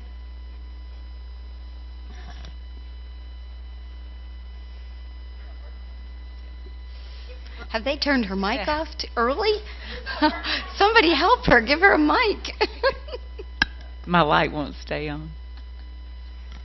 You know, who can predict the DOE? We've made 2 trips up there, met with the Auditor General, who believes that it should have been corrected 6 months ago. Isn't that right, Mr. Van Zant? It's just the right thing to do. We've written letters, we've shown data, the auditor, bless Alex Regan's little heart, has spent hours with us and has validated. We had a very clean FTE audit, and I congratulate our staff out there, our teachers and our admin, for all the work that they've done. The good news about this is that you will probably continue to see the most vigorous data governance monitoring ever in the future as a result of this. Everybody understands FTE, and when I say that, it's not, used to be in the old days, it's just we kind of worried about it at the district level. Schools validated their attendance and that was it. But now that we're under this FTE light and we're not real sure, nobody's ever really sure what the number is going to come out because you have to wait for the magic formula in Tallahassee, then we're all real paranoid about making sure every single thing counts and every schedule is correct. I mean, we were careful before, but we're even more super careful now. We've got layer upon layer of checking. So that's a long-winded way of saying, yes, I hope that's the right thing to do. I sent them a letter. Mr. gave me permission, was it Monday? I said, please let me send this one last letter to Miss Champion. And he did. So we'll see. I hope y'all will get it at least. I'm anticipating a prior year correction. I think that's what they call it in next year's budget. That's what I'm hoping for. Okay. And if so, I'll come back and be happy to stand up here and receive the check for you or something. I know you worked hard on it, so thank you very much. And Mr. Hendricks, that was very good. Mr. Weeks, thank you. I was actually remiss. I missed the last call for speaker cards. Are there any other speaker cards before we move further? Okay. And then Mr. Van Zant? Another thing I just wanted to make the board aware of, we'll be starting an Advanced Studies Academy at Orange Park Junior High next year. It's called Wildcat Acceleration Academy, and it's designed to challenge and further enhance academic progress of a select number of junior high students. It'll function as a small learning community, and it'll serve about 44 students per grade level, offers an advanced curriculum, actually working into earning high school credits at the junior high level, which will allow those students to have further opportunity to take AP, dual enrollment, ACE, IB courses, and all those advanced academic opportunities as high school 9 through 12 students, and offer them some advanced opportunities. So I know Ms. Cornegie probably didn't personally put it all together, but she has just a tremendous team over there in instruction she's built the last several years, and they have, and I'm sure that you want to drop in after school starts and visit Orange Park Junior High for see this for yourself. Thank you, Ms. Okay. Next item up is D2, Human Resources Special Action A. I'll move approval. Second. Okay, I have a motion to approve by Ms. Karakis, a second by Ms. Studdard. Any discussion? All in favor, say aye. Aye. All opposed, no. Motion carries 4-0. Next, item C19, renaming rights at Oakleaf High School. This was pulled from the consent agenda by Mrs. Karakis. I'll entertain a motion. I'll move approval with the deletion of the McDonald's contract. Okay, we have a motion to approve with the removal of the McDonald's contract. Is there a second? I'll second it so we can have some discussion. Okay. And is it all right if I open up the discussion? Yes. I just want to commend Oakleaf High School for looking at creative ways to find funding, and I think it's a great idea. And I'm not opposed to the renaming at all. I think it's great to draw the community in. And the only reason that I'm questioning the McDonald's is just because of the amount. And Mr. Sykes has talked to me about the policy and explained that the renaming part of it falls under the board, but the duration of the contract and the dollar amount does not. So that's where I had an issue.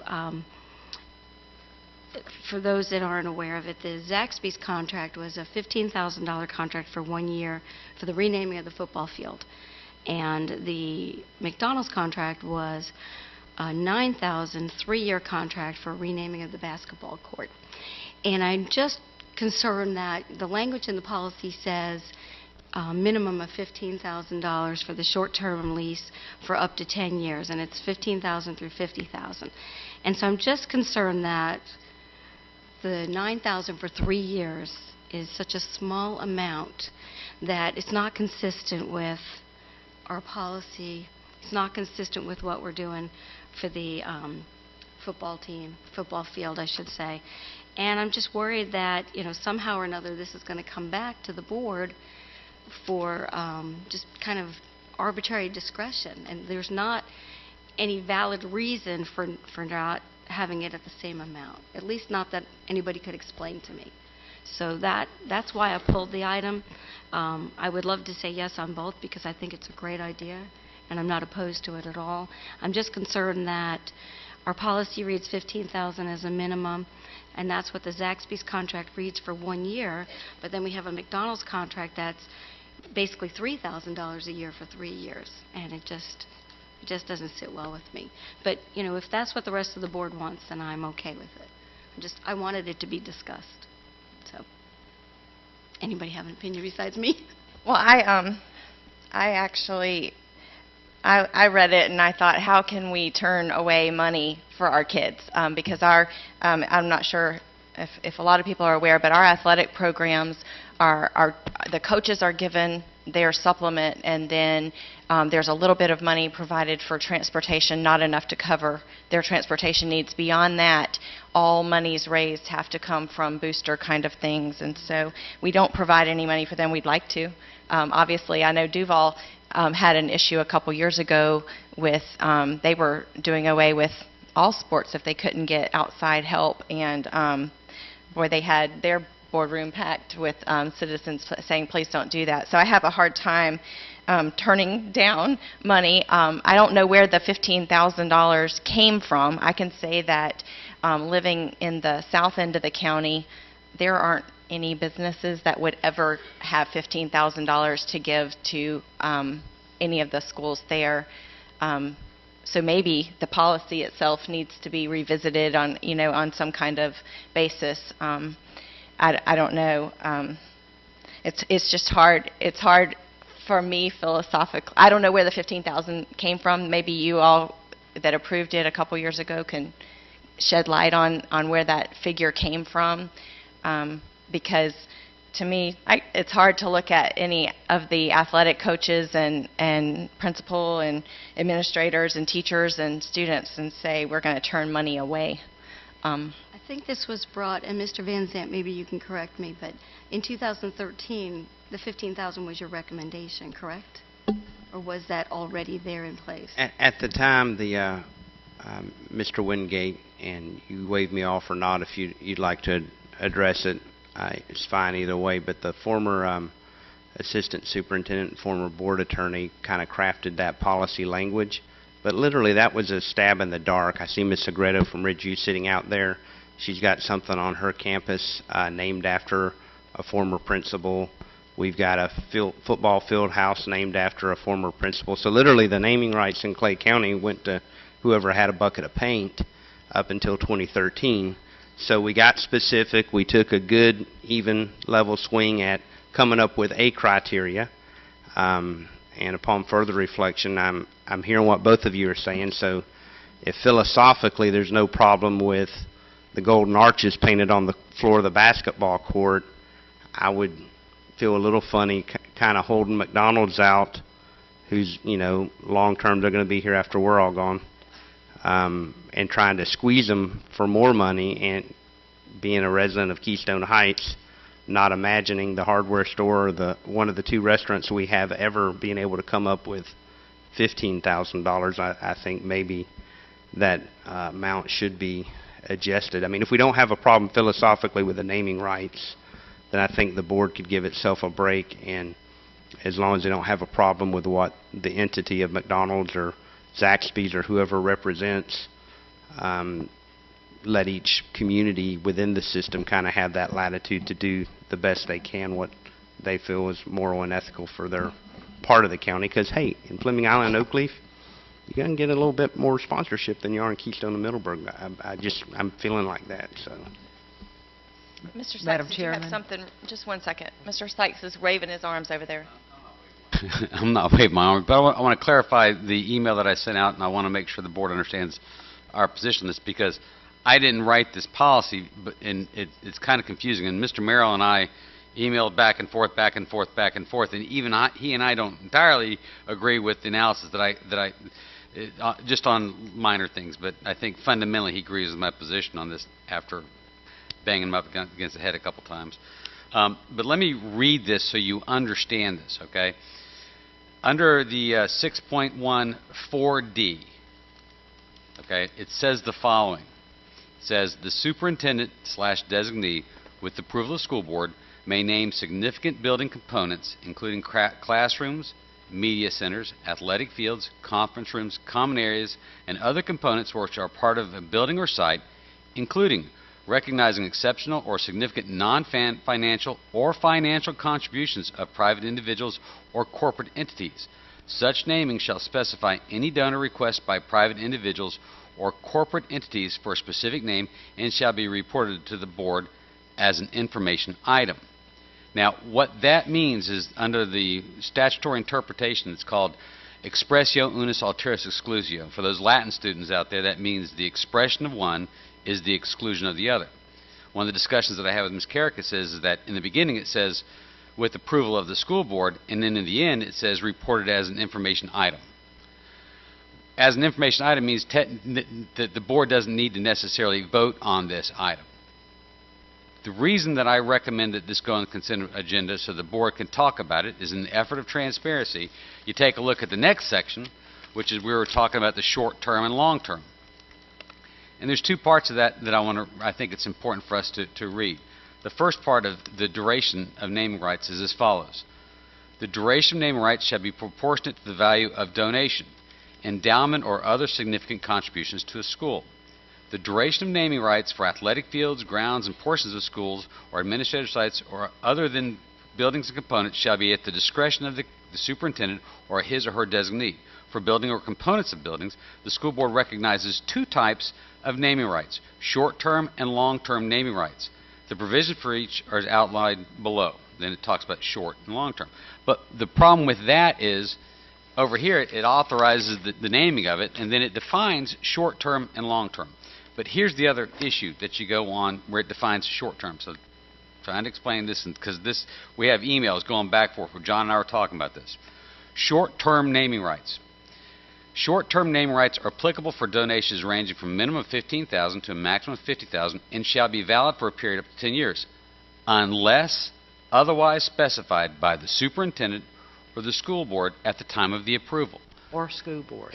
At the time of the At the time of the approval. At the time Well, of the in approval. reading the two provisions in pari materia, okay, where you read them together, reading that in pari materia, basically, I would suggest that the superintendent or his designee has the authority to do it and report it as an information item, but after the discussion with Mr. Merrill, I thought it best that we put this out there so that the board could address it. If they had a different view of it, the board can do whatever steps the board wants to do. But I think that it was important that everybody had an opportunity to see it, because as I'm understanding, this is the first time it's come up. I may be wrong, but that's what I was advised. Okay? Madam Chairman, Goddard.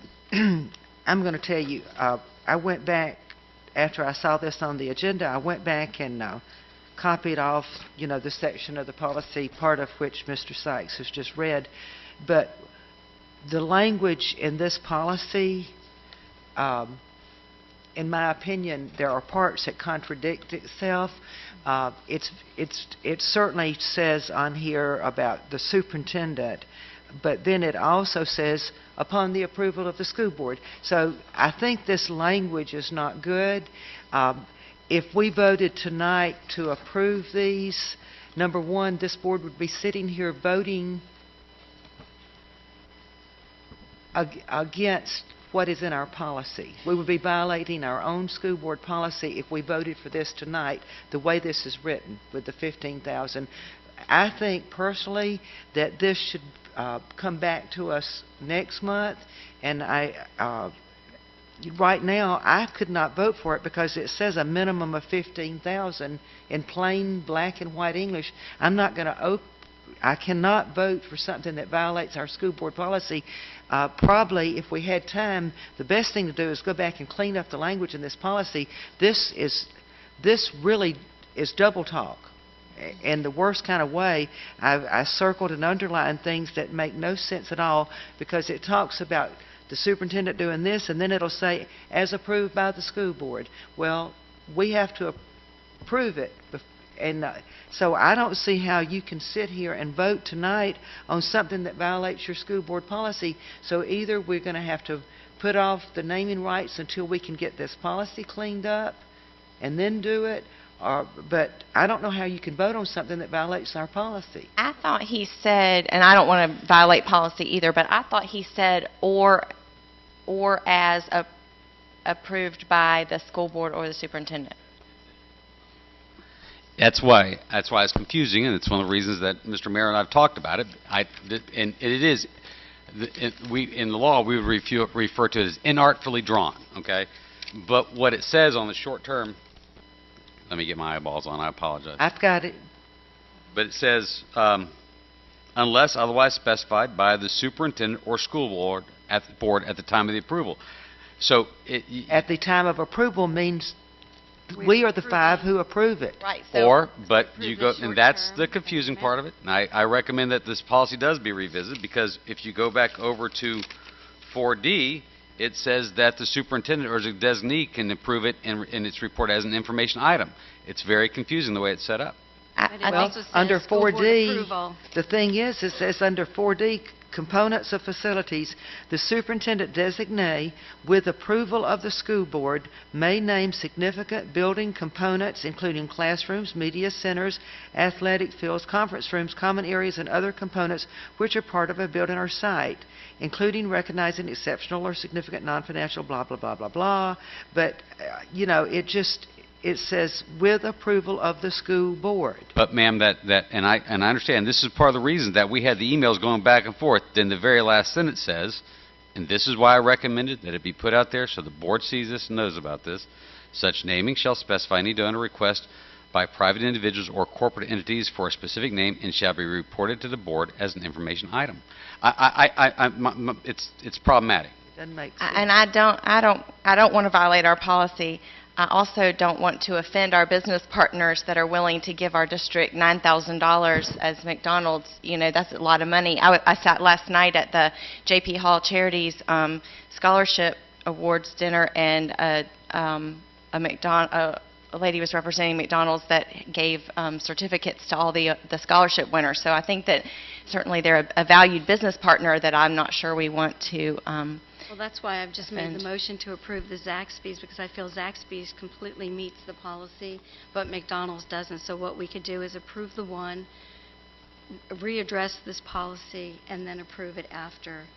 McDonald's can come back to us at a later date, and they can just, work on this policy or renegotiate the contract with McDonald's. Mrs. Gilhouse? Zaxby's does meet the policy requirements.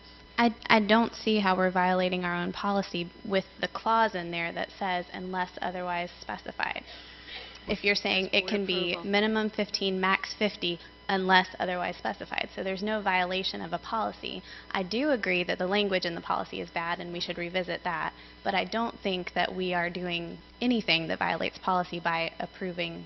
And that's the point that I was raising, is that if you vote and you approve it tonight, or if you vote at the next meeting it's approved, then it doesn't violate the policy, because the board can approve it, and that's one of the reasons that it was put on this item, to make sure everything's up there for everybody to see. It seems to reason that there would be a well-thought-out reason as to why one contract would be $15,000 a year and the other would be $3,000, and we just can't arbitrarily use discretion for one and not the other. And my concern would be that there could possibly result in a lawsuit down the road, that this arbitrary discretion can come back to us. So, I like Mrs. Studdard. I can't approve anything that I feel violates policy. Mr. Wingate, do you have anything you'd like to add, since you were the one that put this on? Thank you.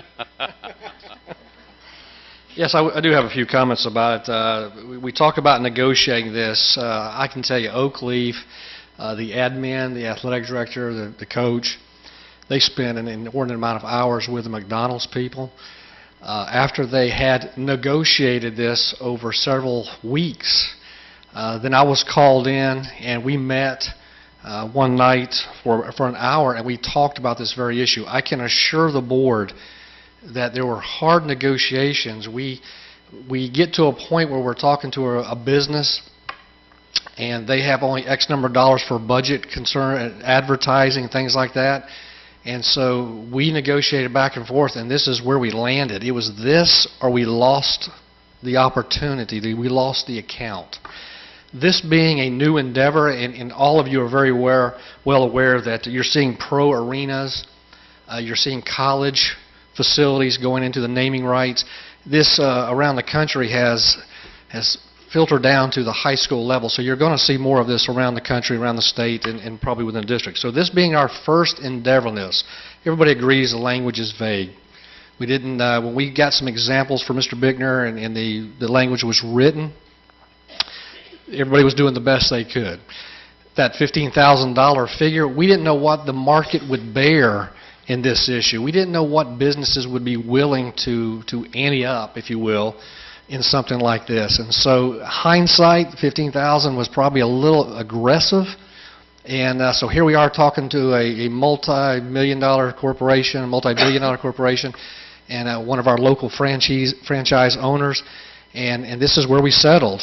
So I am worried that we could lose this if we don't move forward. One more bit of information I'd like to give you. You asked why the $15,000 for Zaxby's and the $9,000 for McDonald's. Let me give you a few examples of that. It's actually $3,000 for each year because it's $9,000 for 3 years or $3,000 per year, yes. The Zaxby's folks will also, as you know, if you've seen the contract, they'll be using our facilities quite often, baseball fields, softball, football fields, over a period of a year's time. And so there's a lot of other activities that they will be utilizing versus the McDonald's folks, okay? If you prorate, and this is another way we looked at it, is if you take the $9,000 over to 3 years, and believe me, we have had assurances from the McDonald's folks, they want to participate in some more activities, some more funding of our programs in the academic arena also. So we really anticipate them going further than this. Now that's down the road, but if you look at $9,000 for 3 years, you prorate over 10 years, you're talking about the equivalency of $30,000. You could have a company come in and say, we're going to give you $15,000 for 10 years, which averages out to only $1,500 per year. And here we've got a company saying, yes, it didn't meet the $15,000 threshold because that wasn't in the budget, but they're actually averaging $3,000 per year, which is a pretty good deal. So we've tried our best on this. I'm concerned about what will happen. We'll move forward either way, though. Okay? Any other discussion? Mr. Zanzant? Can I just ask a question to clarify? Would the board be open to allowing the principals in our different communities to kind of negotiate in good faith with some oversight by our director of secondary to find the best thing they can for their school and their community? Because it won't be the same amount in every community. And I think that would be fair. We talk about site-based management and administrators and putting faith in them and the great work they do, and they do all those things. I mean, these high school people have worked with our kids. Our graduation rate's gone up 7% in the last couple of years. I mean, they're dialed in, they're professionals, they're educated. I think they can talk to the McDonald's and Zaxby's folks and come up with some good results for their kids and their athletics. So that if the board it can at least kind of in consensus give me a vertical head nod, I'll kind of go that way with a revised policy that will be more succinct than what this is. What I would like to see is let me ask Mr. Wingate this. Mr. Wingate, is there a timeline on this that has to be done tonight on Zaxby's and McDonald's? Will it kill the deal if we don't do anything tonight and wait until June? I think the contract said June 1st. June 1st was what was in the contract and everything else. I can't speak for the McDonald's folks. I would like to think no. Can't say 100%. What I would be more comfortable with is if we came back with some clean language on this policy that we can live with, that doesn't, this seems very restrictive, and in order, I have no problems with giving some leeway to the principals in their area, because different areas of the county, it's going to be a little different, but the wording in this policy, studying it last night and then when I saw Mr. Sykes' email, this needs to be cleaned up badly, and I don't want to set a precedent of voting against something that's I feel in my heart is in school board policy, but if you could just bring us back some language that cleans this up. This really, I don't know how we got this passed. I must have not read it all then. I don't know. I don't know. This is the biggest mess I've ever seen. So Hey, If I may, to amend the policy, it's going to take 2 months. And within the policy right now, the board has the ability to accept it as it is right now if the board wants to do so. I just So- don't want to set a precedent. Well, it's not necessarily, because the board's not limits. The board can modify its policy as it sees fit on a case-by-case basis. That's part of the legislative authority that you have as a school board. I'm not comfortable doing that. Mrs. Studdard, are you withdrawing your second? Is that what you were saying? What was yours, to pass one and not the other? Mine was to approve it with the deletion of the McDonald's, and that can be brought back at a later date, but don't hold them up on the Zaxby's one. Let that go forward since it does meet the policy standards. But we have, the policy is so convoluted, I'm not sure that that you're meets it saying as- that it does. It meets it as it's written right now. It meets it even the crazy way it's written. But Both of unless them. it actually needs a vote. And then it also says that we could, or as seen fit by the school board or the superintendent. Gosh, you know, I don't think the intent was that. I think the intent was that it was to come to the board. For board approval. Oh, It's been in yeah. there 2 or 3 different times. I don't doubt that. I'm very concerned about, in our current financial climate, turning away money for our kids. Well, we would be turning away McDonald's $3,000 this year until it can be brought back when the language is cleaned up, but we would be approving Zaxby's $15,000. Unless McDonald's or we says, could turn "No, it all we're away." done. Unless McDonald's doesn't want to partner with us because we're splitting hairs over Well, I guess a poorly written policy. Well, I think that they probably live by policy too and realize that this is. I just don't see how we're not living by policy by approving both of these contracts when that clause clearly says unless otherwise specified. If we specify that this contract is okay with us, then that sits perfectly with the policy that's written. Even though I agree the language is convoluted, that clause protects us. I don't agree with that. Okay, so we have a motion to approve the renaming rights at Oak Leaf High School with the deletion of the McDonald's contract. We have the motion was set forth by Ms. Karakis, seconded by Ms. Studdard. Any other discussion? All in favor say aye. Aye. Aye. All opposed say no. No. Motion fails 2-2. I'd like to, It's sad that we for us didn't to at least work on approve this. the one part. Okay.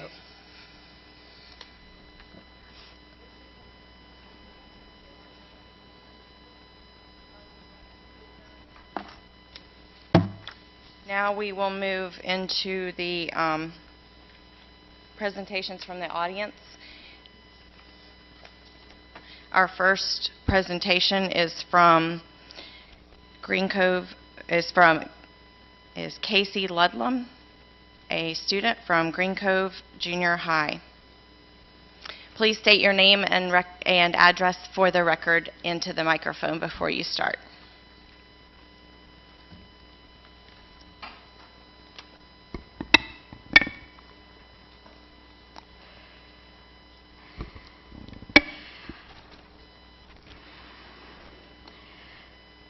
My name is Casey Ludlam, and my address is on the card.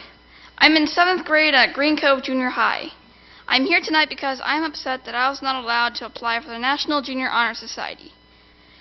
I actually missed the band concert that I was practicing for all year. The National Junior Honor Society website says the requirements are a 3.0 GPA, community service, and leadership. They do allow schools to raise the GPA if it is done fairly. Green Cove Junior High has made a standard that is set to reduce the number of students allowed into the society, whether they are deserving or not. Green Cove has said that students must have a 3.75 GPA each 9 weeks to be considered. This is way above the national standard. If my current grades do not change, my cumulative GPA is a 3.88 for the year, and there's no weighting in junior high. I take the most difficult classes available to a 7th grader at Green Cove. I have a 98 in Algebra 1 Honors, a high school course. I take gifted English with a combined group of 7th and 8th graders. I'm doing all the same work as 8th grade gifted English. I take advanced classes for my other subjects. This alone should allow me to apply. I have all the leadership and extra curriculum that would allow my application to be one of the top they would have received. I'm a Boy Scout with the rank of Life Scout. I'm 3 merit badges away in a project away from earning the top rank of Eagle. I'm motivated to have this within a year. I'm an assistant patrol leader and a member of the Order of the Arrow, the Boy Scout Honor Society. I was in the school play playing the part of the police officer. I'm in the beginning and jazz band where I play the alto saxophone. I go to school early every Monday morning for jazz band practice and stay late every Thursday for beginning band practice. I'm on the robotics team and go early every Wednesday and Thursday for practice. I'm on the school TV news show when my schedule allows. I go to Beta Club. As for awards at school, I was selected to go to the school science fair with my project on light sensors and robots. I earned a superior on my solo at district solo and ensemble. My robotics team won the award for the best robot at a robotics tournament. How do I not qualify? I have done everything right except I got 2 B's in 9 weeks. Why do I care? My twin sister... It's okay. You can finish. I'm almost done. My twin sister is going to be earning this honor, and it is hard to watch her and my friends and have people make fun of me for not getting it. I do wear a hearing aid, and little things like a teacher turning their back while talking, sitting me behind someone tall, not making sure I got the assignment, or not giving me notes makes a difference in my learning. I can't be sure things would be different if my teachers didn't do these things, but I'm pretty sure... It's okay. Please continue. But I am pretty sure I am smart enough and try hard enough to get the grades. I can only hope my civics teacher sees this and gives me extra credit. Wait, I'm not done yet. My mom wrote emails to important people and no one has answered. If I don't get to be in Honor Society, at least I stood up for myself and for what is right. I'm considering changing schools. I don't think making kids feel bad about themselves is okay. Thank you, Mr. Ludlam. My goodness. Thank you, Mr. Ludlam, for coming to speak to us. Next, we have Kelly Ludlam. Supposed to be the mom.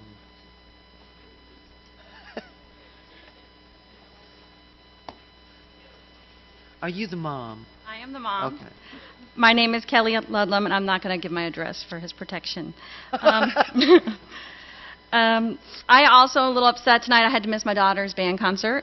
His twin sister. They were to perform tonight with Green Cove Junior High Band, and he was so insistent on not giving up his fight that we're here tonight.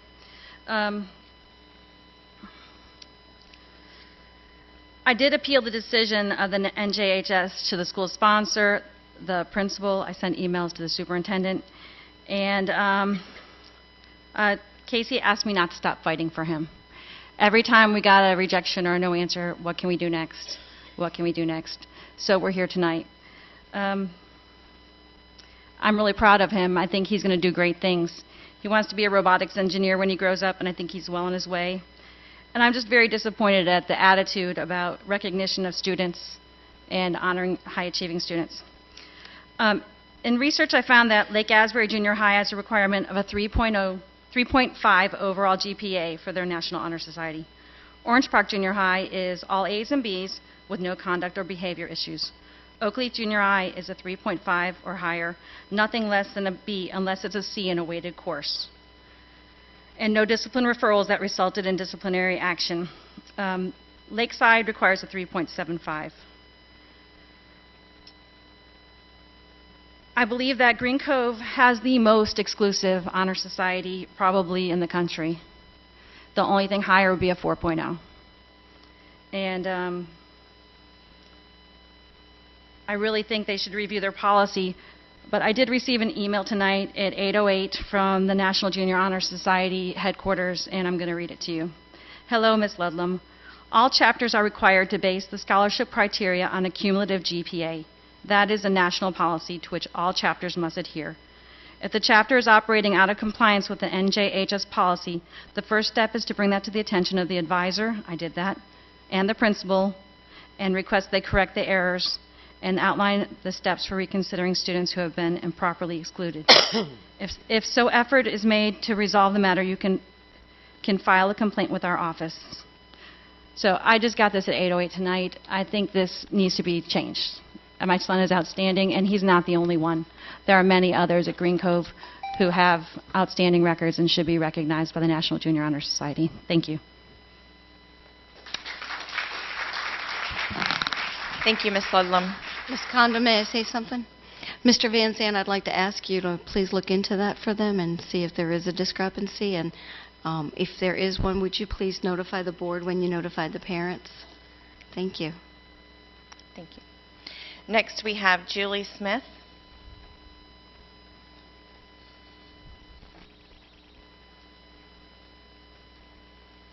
Hi, my name is Julie Smith. I'm 2312 Links Drive in Fleming Island.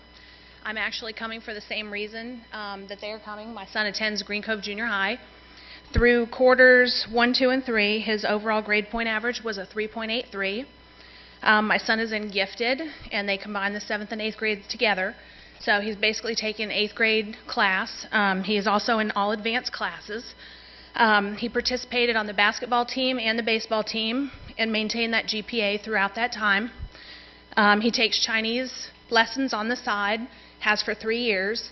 Very bright kid. He didn't want to come here tonight because he's a little embarrassed, but Mom came for him.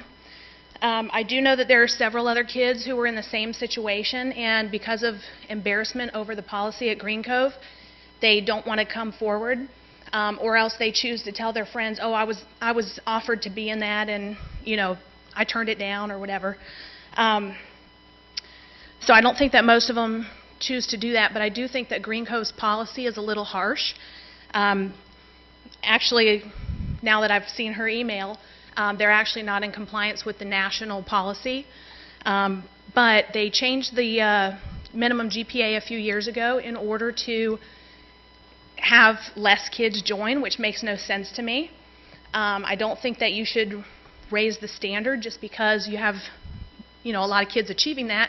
It should be a feather in your cap that Green Cove has that many kids, and their GPA requirement is well above almost every other school in the county. So I think that in future that should be considered, that maybe there should be a county policy versus the school policy, and a child who is in gifted classes who is doing other stuff on top of that and can maintain a 3.83 GPA, and if his grades hold for the 4th quarter, he'll have a 3.88 for the year, I think certainly should have been offered inclusion in the National Junior Honor Society.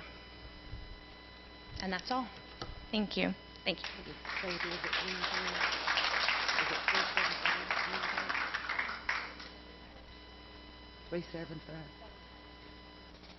Was it 375? It was at Green Cove? 375 every 9 weeks, and what I believe that Mrs. Ludlam said the email said was 3.75 cumulative.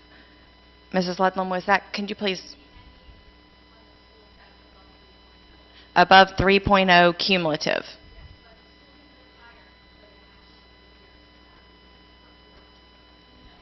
The school. It's cumulative over the year, not per quarter, is what she's stating. The national. Wonder why it's not consistent throughout all of our schools. Mr. Van Zandt, will you look into that for us, please? I would be glad to. Thank you. Me and Mr. Wingate got a list going. Okay, next we have Keith Nichols. You'd think that'd be the same.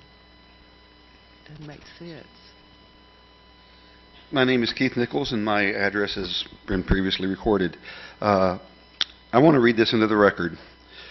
From the funds in Specific Appropriations 87 $480 million is provided for salary increases, included related benefits for FICA and FRS for school district and charter school classroom teachers, guidance counselors, social workers, psychologists, librarians, principals, and assistant principals to be distributed in June of 2014 based on 2013-2014 performance evaluations as required under the provisions of Senate Bill 1664 or similar legislation as verified by the Department of Education.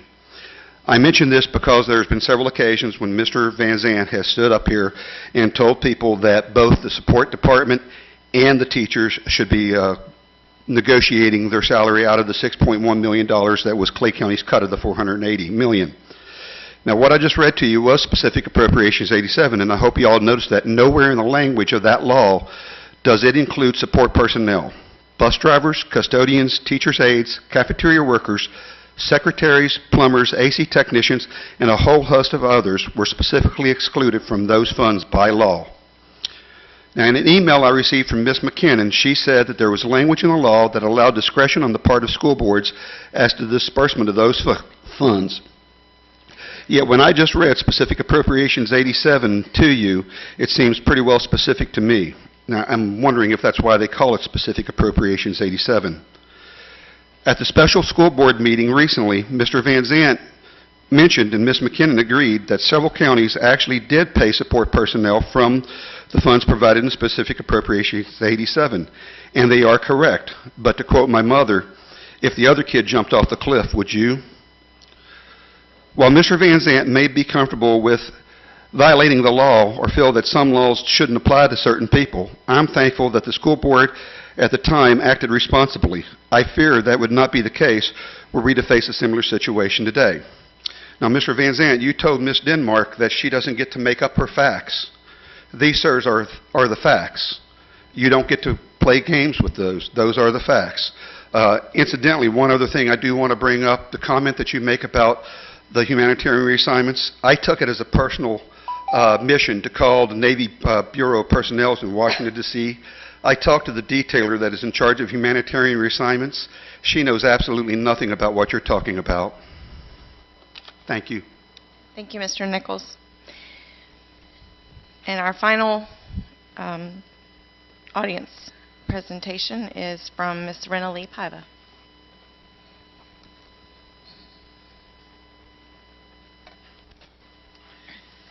Good evening, Renly Paiva, President of the CCEA, and you have my... I don't know what to say to you. I was going to talk about something completely different, but that young man was just superb. So, you know, my only thing to Green Cove was that, you know, so I don't know if you can read that, but that's what I say. But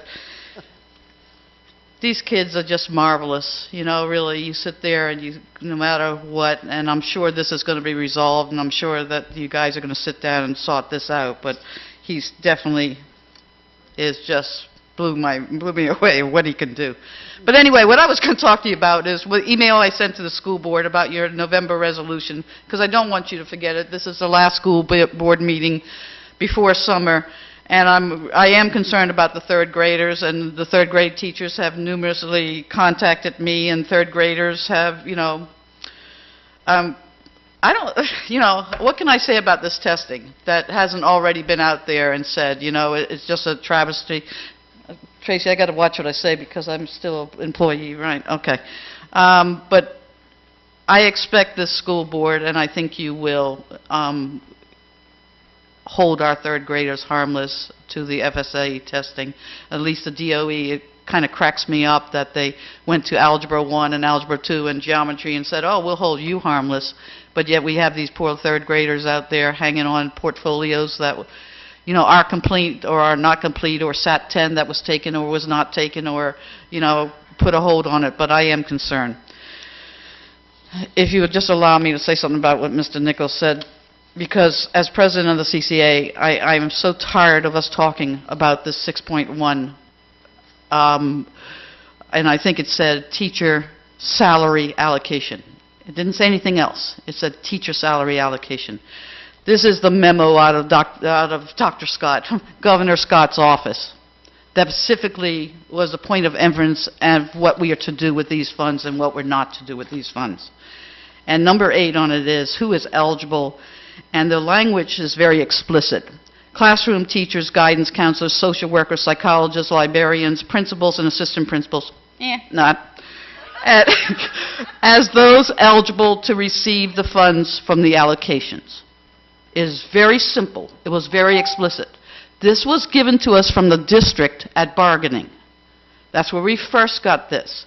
We took time, and it was excruciating because we even asked for clarification from FEA, and they came back to us and said, you could give classroom assistance, because classroom assistance, there was some leeway. And then we had a discussion on how do we split CESPA? How do we even give classroom assistants a raise and not anybody else? So I really am exhausted with hearing this constantly said at this board floor about the teachers kept it. You know, the teachers kept it because we were told to keep it. The teachers kept it because this is directed from Governor Scott's office. So that's why the teachers did it.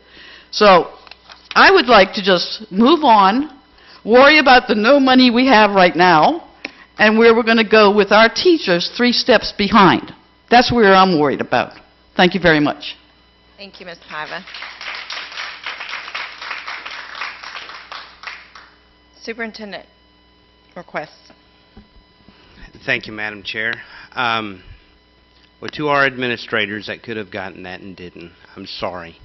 You can take that up with Ms. Paiva. All right. I feel like I need to put this in context a little bit. All right?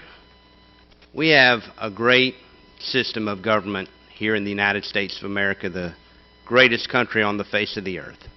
And we have a couple of branches of government. We have the executive branch, the legislative branch, and the judicial branch. And all the legislative branches in our system of government that I'm aware of have meetings more than once a month. They have meetings during daylight hours. They have meetings during the business day. Pretty much even Clay County now, with all 200,000 of our people, we stream it on the web, we put it on television, we do multiple things with that. The room we're all sitting in tonight is the Teacher Training Center. This is not Fleming Island High School. We're located on Fleming Island High School's campus. This money was given to Clay County as a specific appropriation for training for our people.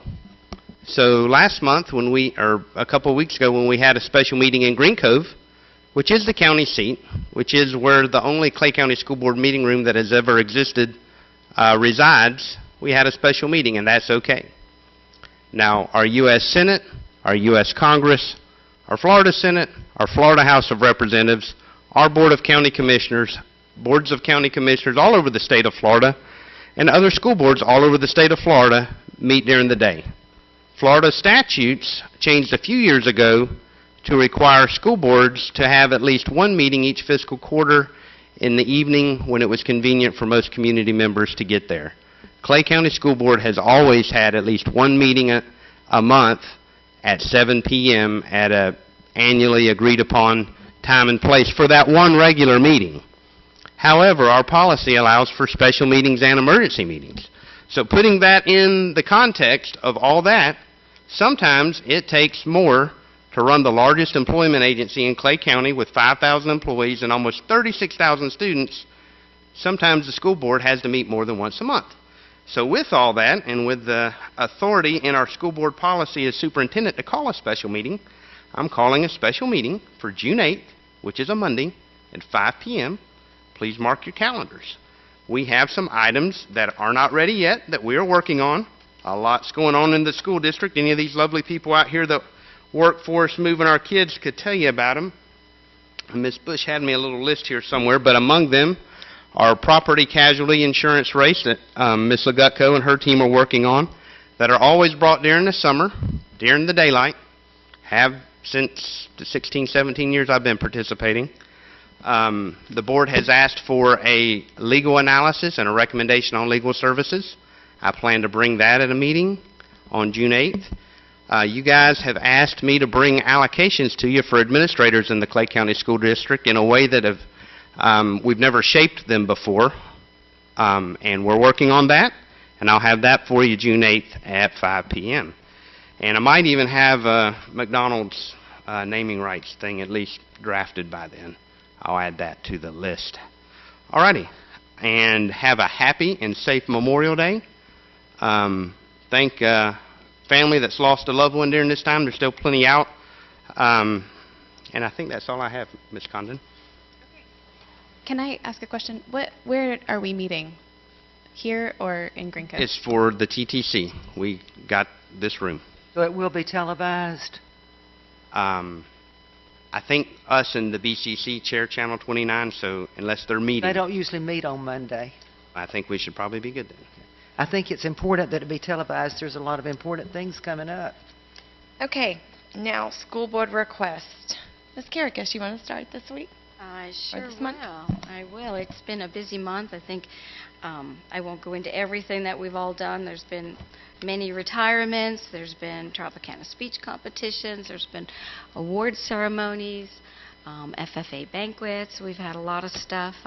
One of the special things that we got to attend, you were there, Mrs. Studdard, our Take Stock for Children, our scholarship dinner, which was really nice, and we all had a good time. What I'd like to say is just congratulate all our teachers, our support staff, our administrators on another wonderful school year. I know we're wrapping it up, and I wish everybody a safe summer, and for all our graduates that'll be graduating next Friday night, congratulations, and everybody be safe.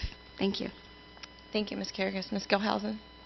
I would like to echo Ms. Paiva's comments about our third grade students being held harmless over this test. If we're going to hold our high schoolers, why in the world would we penalize our youngest? So that being said, I just want to wish everyone a safe and reflective Memorial Day and Memorial Day weekend. And congratulations to all of our seniors graduating. I look forward to attending Oakleaf's ceremony. And with that, good night. Mrs. Studdard? It's kind of nice to be on this end. I got tired of always having to go first. Okay, this month, I've got to say, I was so impressed at the math field day. That was phenomenal. I mean, it was just wonderful. What can you say? Those kids were so excited, and it's nice to see, you know, people get excited at football games and so forth, but these kids and the parents were excited about math. Can you imagine? And the gym was full. There was standing room only.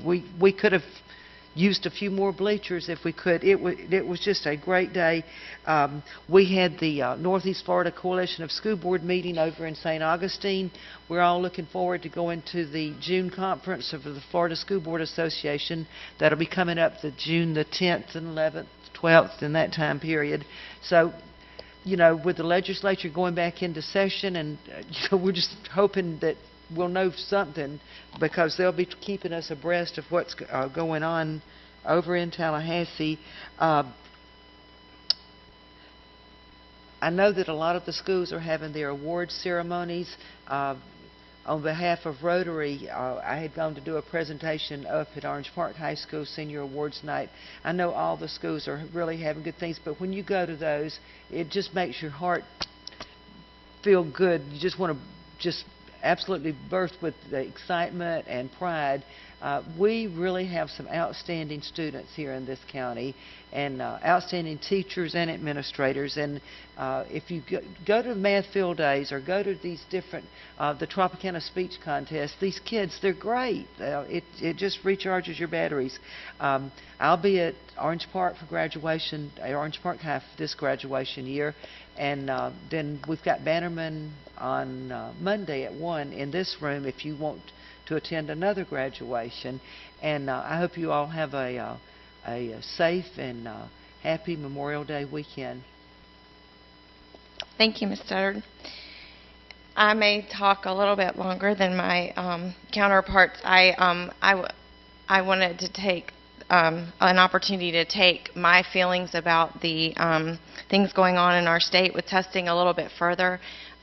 Ms. Paiva and I have the pleasure of sitting in the peanut gallery in the insurance committee meetings. We aren't voting members unless it goes to RFP, and so we have seen each other more often than just these meetings, and we may not always agree on everything, but this is something that we share.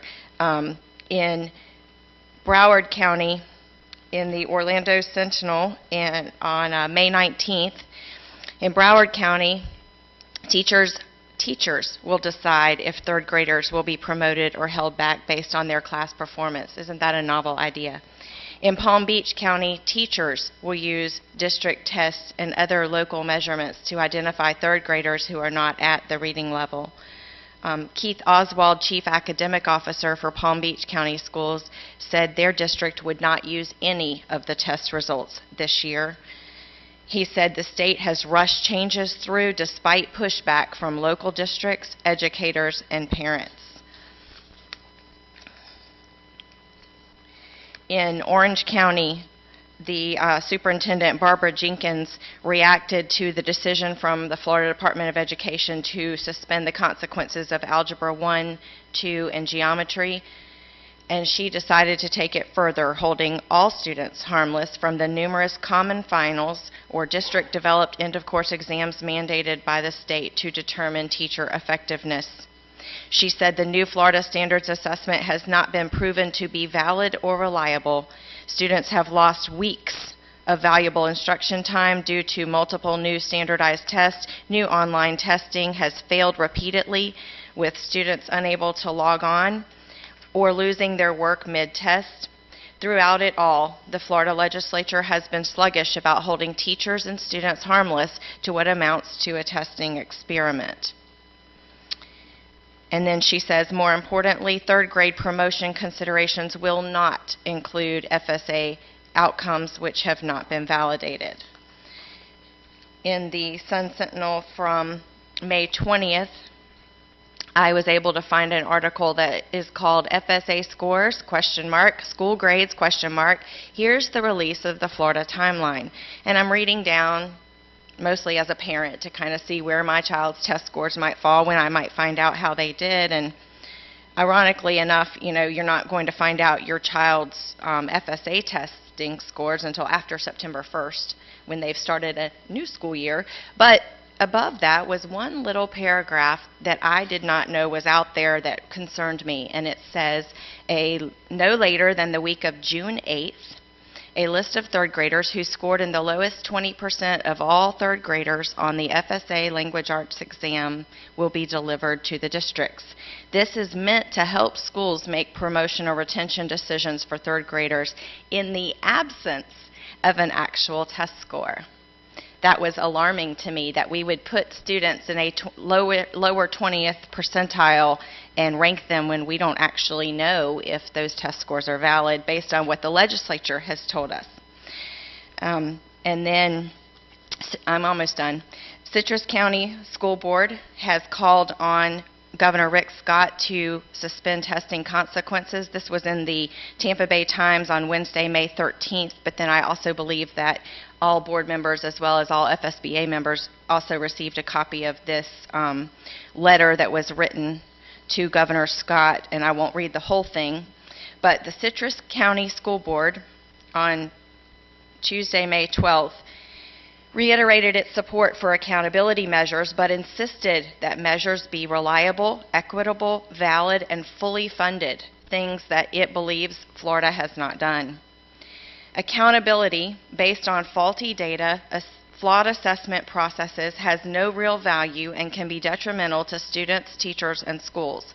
We therefore are imploring you to use your authority of your office, this was to Governor Scott, to immediately sign an executive order that would suspend the use of these assessments for student grades, the use of these assessments for course requirements, the use of these assessments for graduation requirements, the use of these assessments for any performance pay requirements for teachers and administrators, and the school accountability school grade for the 2014-2015 school year. And I actually have the full letter that was written to Governor Scott, if anyone would like to see that. And then my final article that goes all the way back to April 21st that actually started me on this journey of reading newspapers across the state online was from April 21st in the Orlando Sentinel. And I love the words of one of the Seminole County School Board members, Amy Lockhart. She says to the rest of her board and her superintendent and the public, what are the consequences if Seminole County says, you know what, state of Florida, until you get your act together, we're going to sit this one out. We're getting off your crazy train. What happens?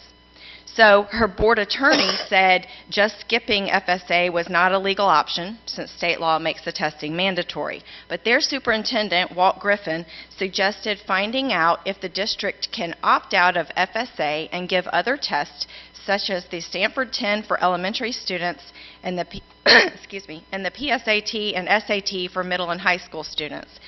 Those exams, he said, have been around for years and are considered reliable and paper pencil exams that take less time to administer than online exams. And then he mentioned that Monday, April 20th, was one of the most frustrating days because many students ended up sitting in computer labs waiting to take their testing. And as we know, that was the day of the infamous cyber attack, the first one. What I didn't realize was that exactly 1 month later, on 5/20, when our students were logging on to take their civics, biology, and U.S. history EOCs, there was yet another cyber attack. Leon County Superintendent has hand-delivered a letter to the governor asking him to suspend school grades.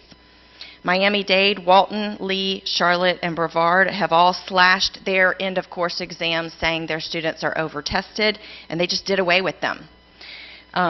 Brevard is using portfolios for retention, and Broward, Orange, Seminole, and Citrus have all decided that they are not going to retain their third graders based on FSA test scores.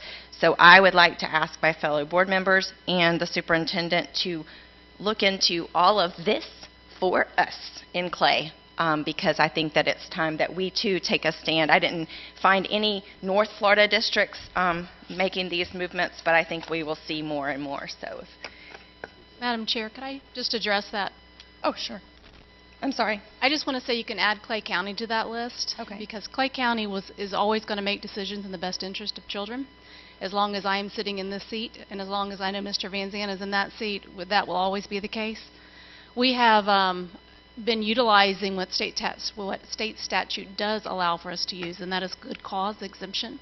We will not use the FSA or lack thereof for promotion or retention decisions this year. We don't even know when we'll actually get those quartile scores back. You're talking June 8th. That's a little late. So we have been administering portfolio assessments to our third grade students. We've also been proactive in administering the SAT-10, which is a very reliable assessment that's been around for years. Students who do not pass the SAT-10 will have some remediation and have another chance to take that test. We have summer reading camp going on this summer as well for additional remediation.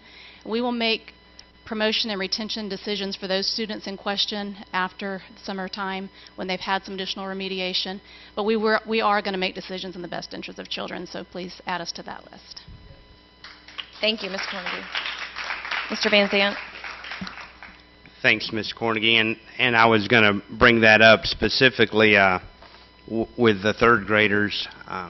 We won't have FSA in time to do anything with it. It's neat living this with a third grader this year. They took the FSA, then they took the portfolio exam, and then any of them that didn't pass the portfolio took the SAT-10. So even our numbers going into what we call summer reading camp, especially at the third grade level, are very low. We do a lot of data points through the year with all our students, but especially those third graders. So for anybody that's listening tonight, your kids, especially your third graders, have been given every opportunity to succeed, and the ones who we still have concerns with will continue to be remediated, like Ms. Cornegie said, over the summer.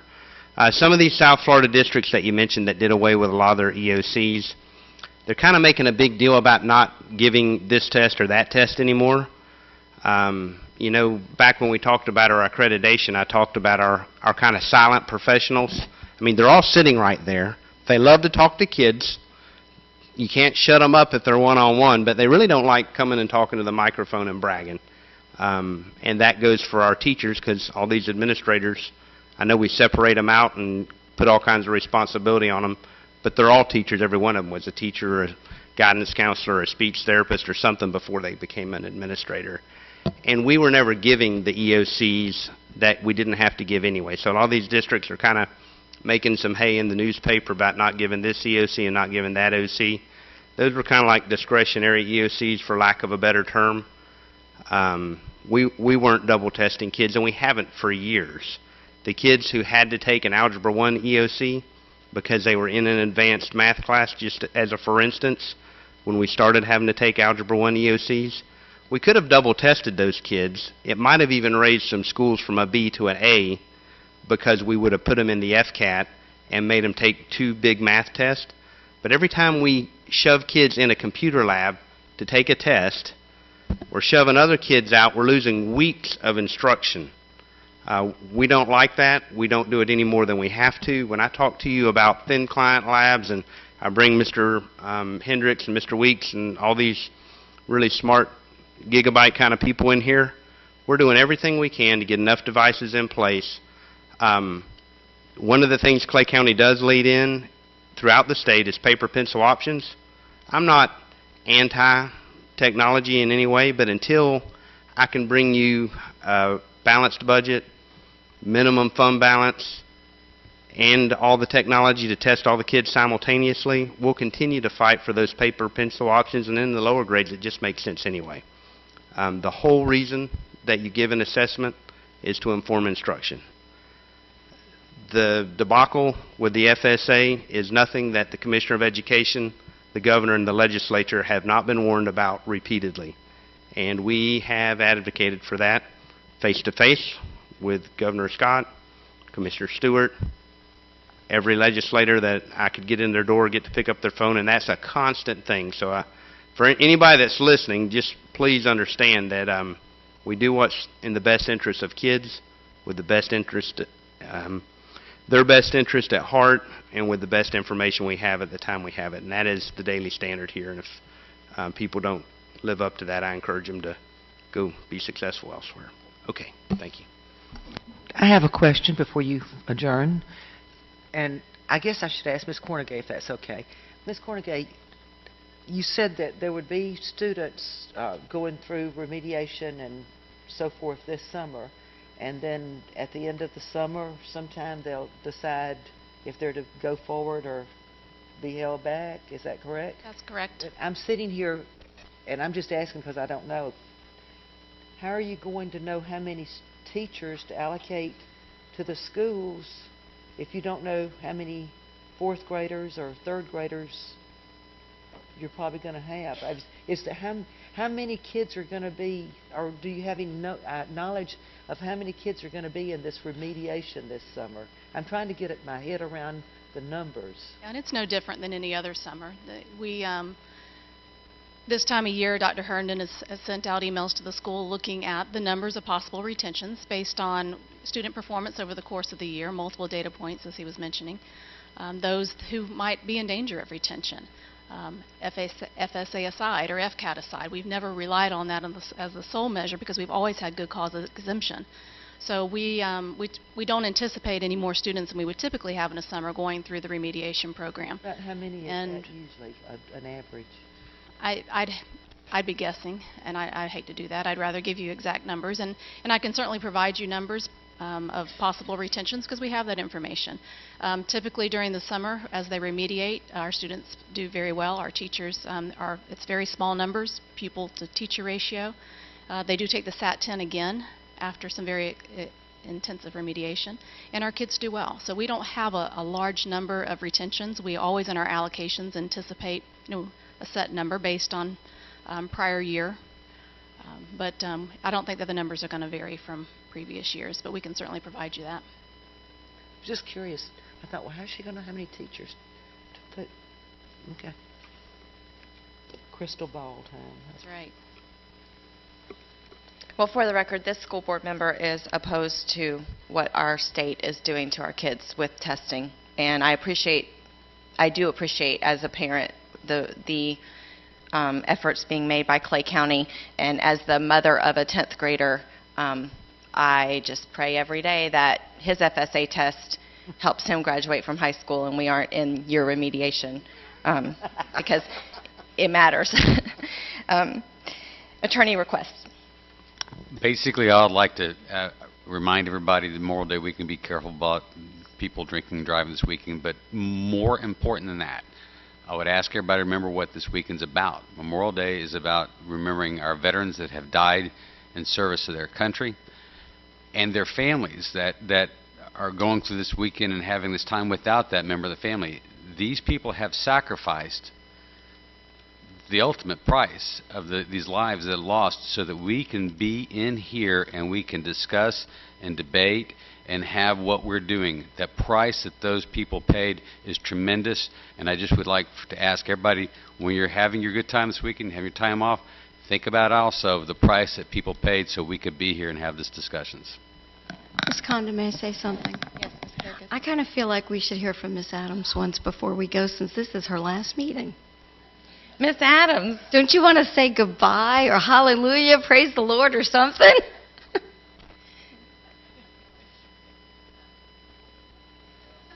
Is her mic on?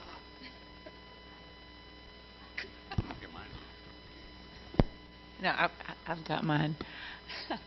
I have so many things. I have so many things. I really don't have a lot to say.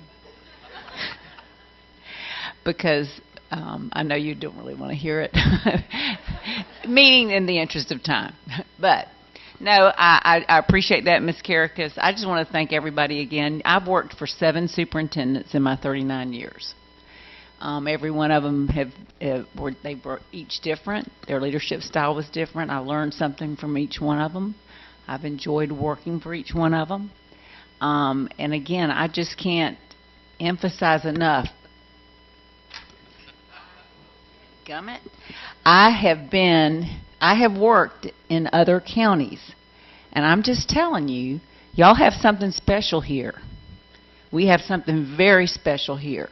I'm not making it up, and you need to be proud of it, continue to work at it, and congratulate each other for it and support each other in it, because Clay County is a strong district. I heard Mr. Van Zant mention our graduation rate has gone up in spite of the ridiculous mess that's come down from Tallahassee. I mean, that's pretty darn incredible. It really is. In spite of all the things the teachers are trying to do out there in the schools every day, in spite of everything the principals and the APs are doing, the kids have continued to learn because everybody in this room, everybody in those schoolhouses have concentrated on doing what they need to do to move kids forward. And I'm just telling you, this is a special place. You won't find this in every school district. You just won't. So please, cherish it, work hard at it, celebrate it, keep everybody honest in it. These meetings are good for that. And thank you again for letting me work here. I really, really appreciate it, and I'm so glad to have had this opportunity. Thank you.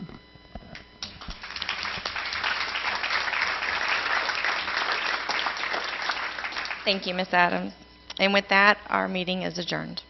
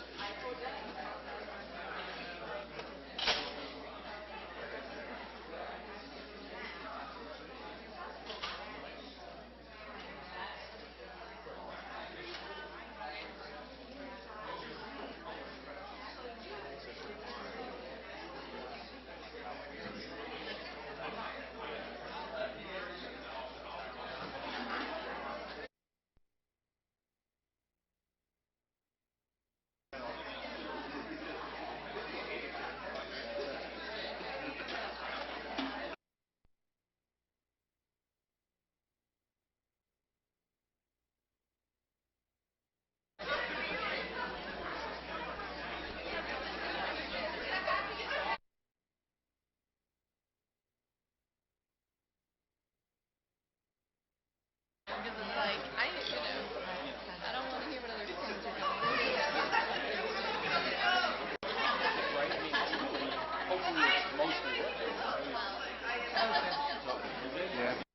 Yep.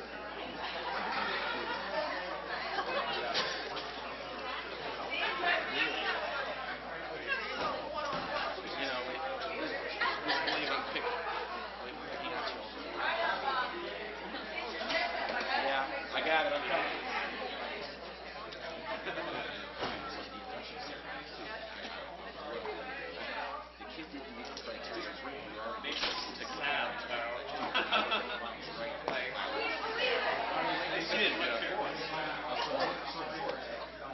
Apparently they have lots of Friday night.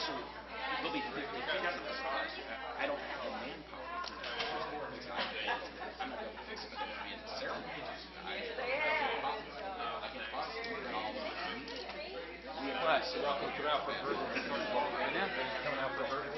Right now, no, I have my kids graduating. We have another meeting in 1 2 3 days.